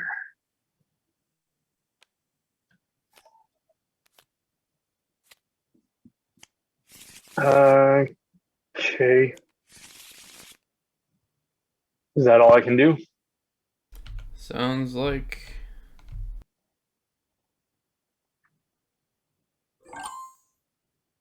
Okay, now we start scoring. Everybody's got a little button beside their player board that you can increment as we score different things. So, the first thing you score are your constructed buildings. So, depending on how many you have built out of a certain section, you get the points along the top of your player board. So, like, I only have the first 5 cost building built, so I get 4 points for that. So I would get 15. Oh, shit. Yeah, you get 15. Holy shit. E gets I 5. got 5. I also got 5. Yeah. Okay. So that's buildings. Next is for your workers in the castle. So nobody made it to the 3rd tier, but any of your workers in the 2nd tier get 2 points. Any workers in the 1st tier get 1 point. So I have 3 plus 6 is 9 points. 2, 3, 4, 5, 6 on the 1st tier.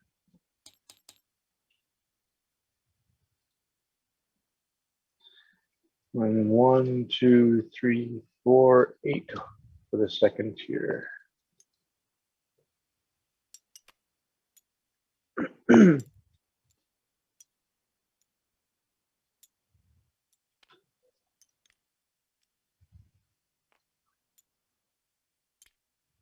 Everybody content with that score now? Okay, next is you get victory points for sets of different ribbon colors and from specific manuscripts. So I don't have any sets. I don't think anybody has any sets. Hold on, let me look at the example. No, here. you've got 3 blue, right? Yeah, does this refer to the points that are on that like special card you pulled? Like it shows 3. Like I assume that's 3 victory points for having 3. I get 3 for the card. Yeah, I'm trying to figure out what they mean by sets based on the So example. the set for manuscripts is on your like sample, your whatever player cheat sheet. So if you have 1 of a color, you get 1 point. If you've got 2 of a color, you get 4. If you've got 3 of a color, you get 9, and then 16 for 4. So 9, 4, 4, 17, and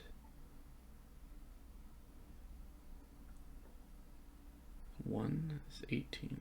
But the example shows way more points for this guy. I don't understand.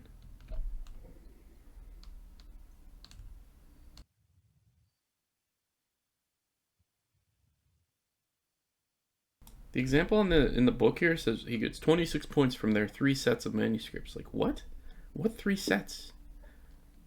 Oh, I see. So he's got a set of 4, which is 16, then a set of 3, which is 9, then a set of 1, which is 3. That's 20. Yeah, okay, that makes sense. So yeah, I only have a set of 1. Or no, 3 different sets of 1. So 3 points for me. You get points for different colors, but like I only have 3 of the same color, so I only get 3 points. Nathan would get 1 point for a manuscript. Yeah, I get Honey, you would get what is it? You'd get 4 points plus 1 plus 1. Yeah. And Kopo gets 1 point.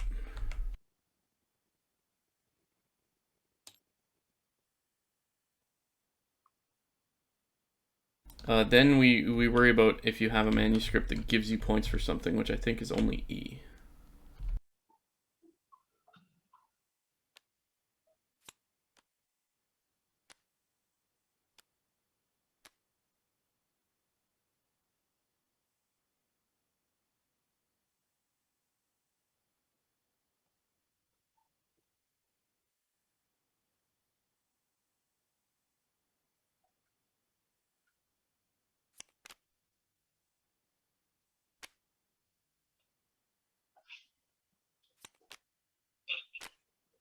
Five. Yep, I think just 5. All right. Well, have you checked? Oh, you did look at that too. Okay. Yeah. Next is Castle Leader card. Nobody got that, and Cleric bonus cards. So I think E and I each get 3. Then we deal with the unpaid debts, acquired deeds, and approved deeds. So I have 2 unpaid debts, which cancel out my deeds. So I get 0 total points. Okay, I have 1 unpaid debt and 3 like unfinished deeds, so I get 1 point. Yeah, 3. that would be accurate. Mine cancel each other out, so it's easy. Yep. And then Honey. I've got 9 points, I think. Jesus. Oh, And then the last piece, which is probably something we all should have paid attention to.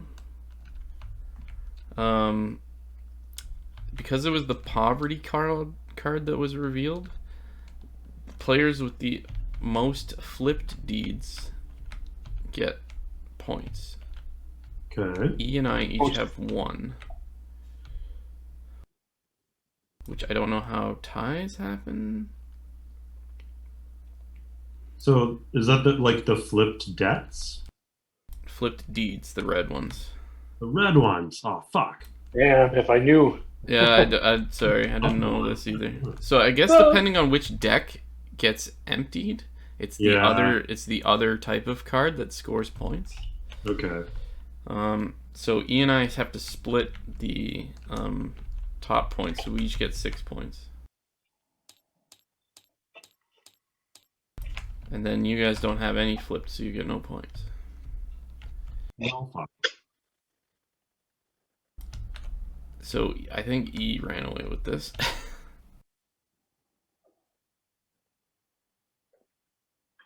Yeah, if I'd known about that. Damn. I didn't count this card. 2 debts this turn. This last 2 turns. Anyways. Okay, so that's 3 points. That's what I said that. Like Stop. We're already deady. Stop. Do I get points for all my resources? no, we're done scoring. Oh, okay. Well, Elizabeth wins. Nicely done. Handily.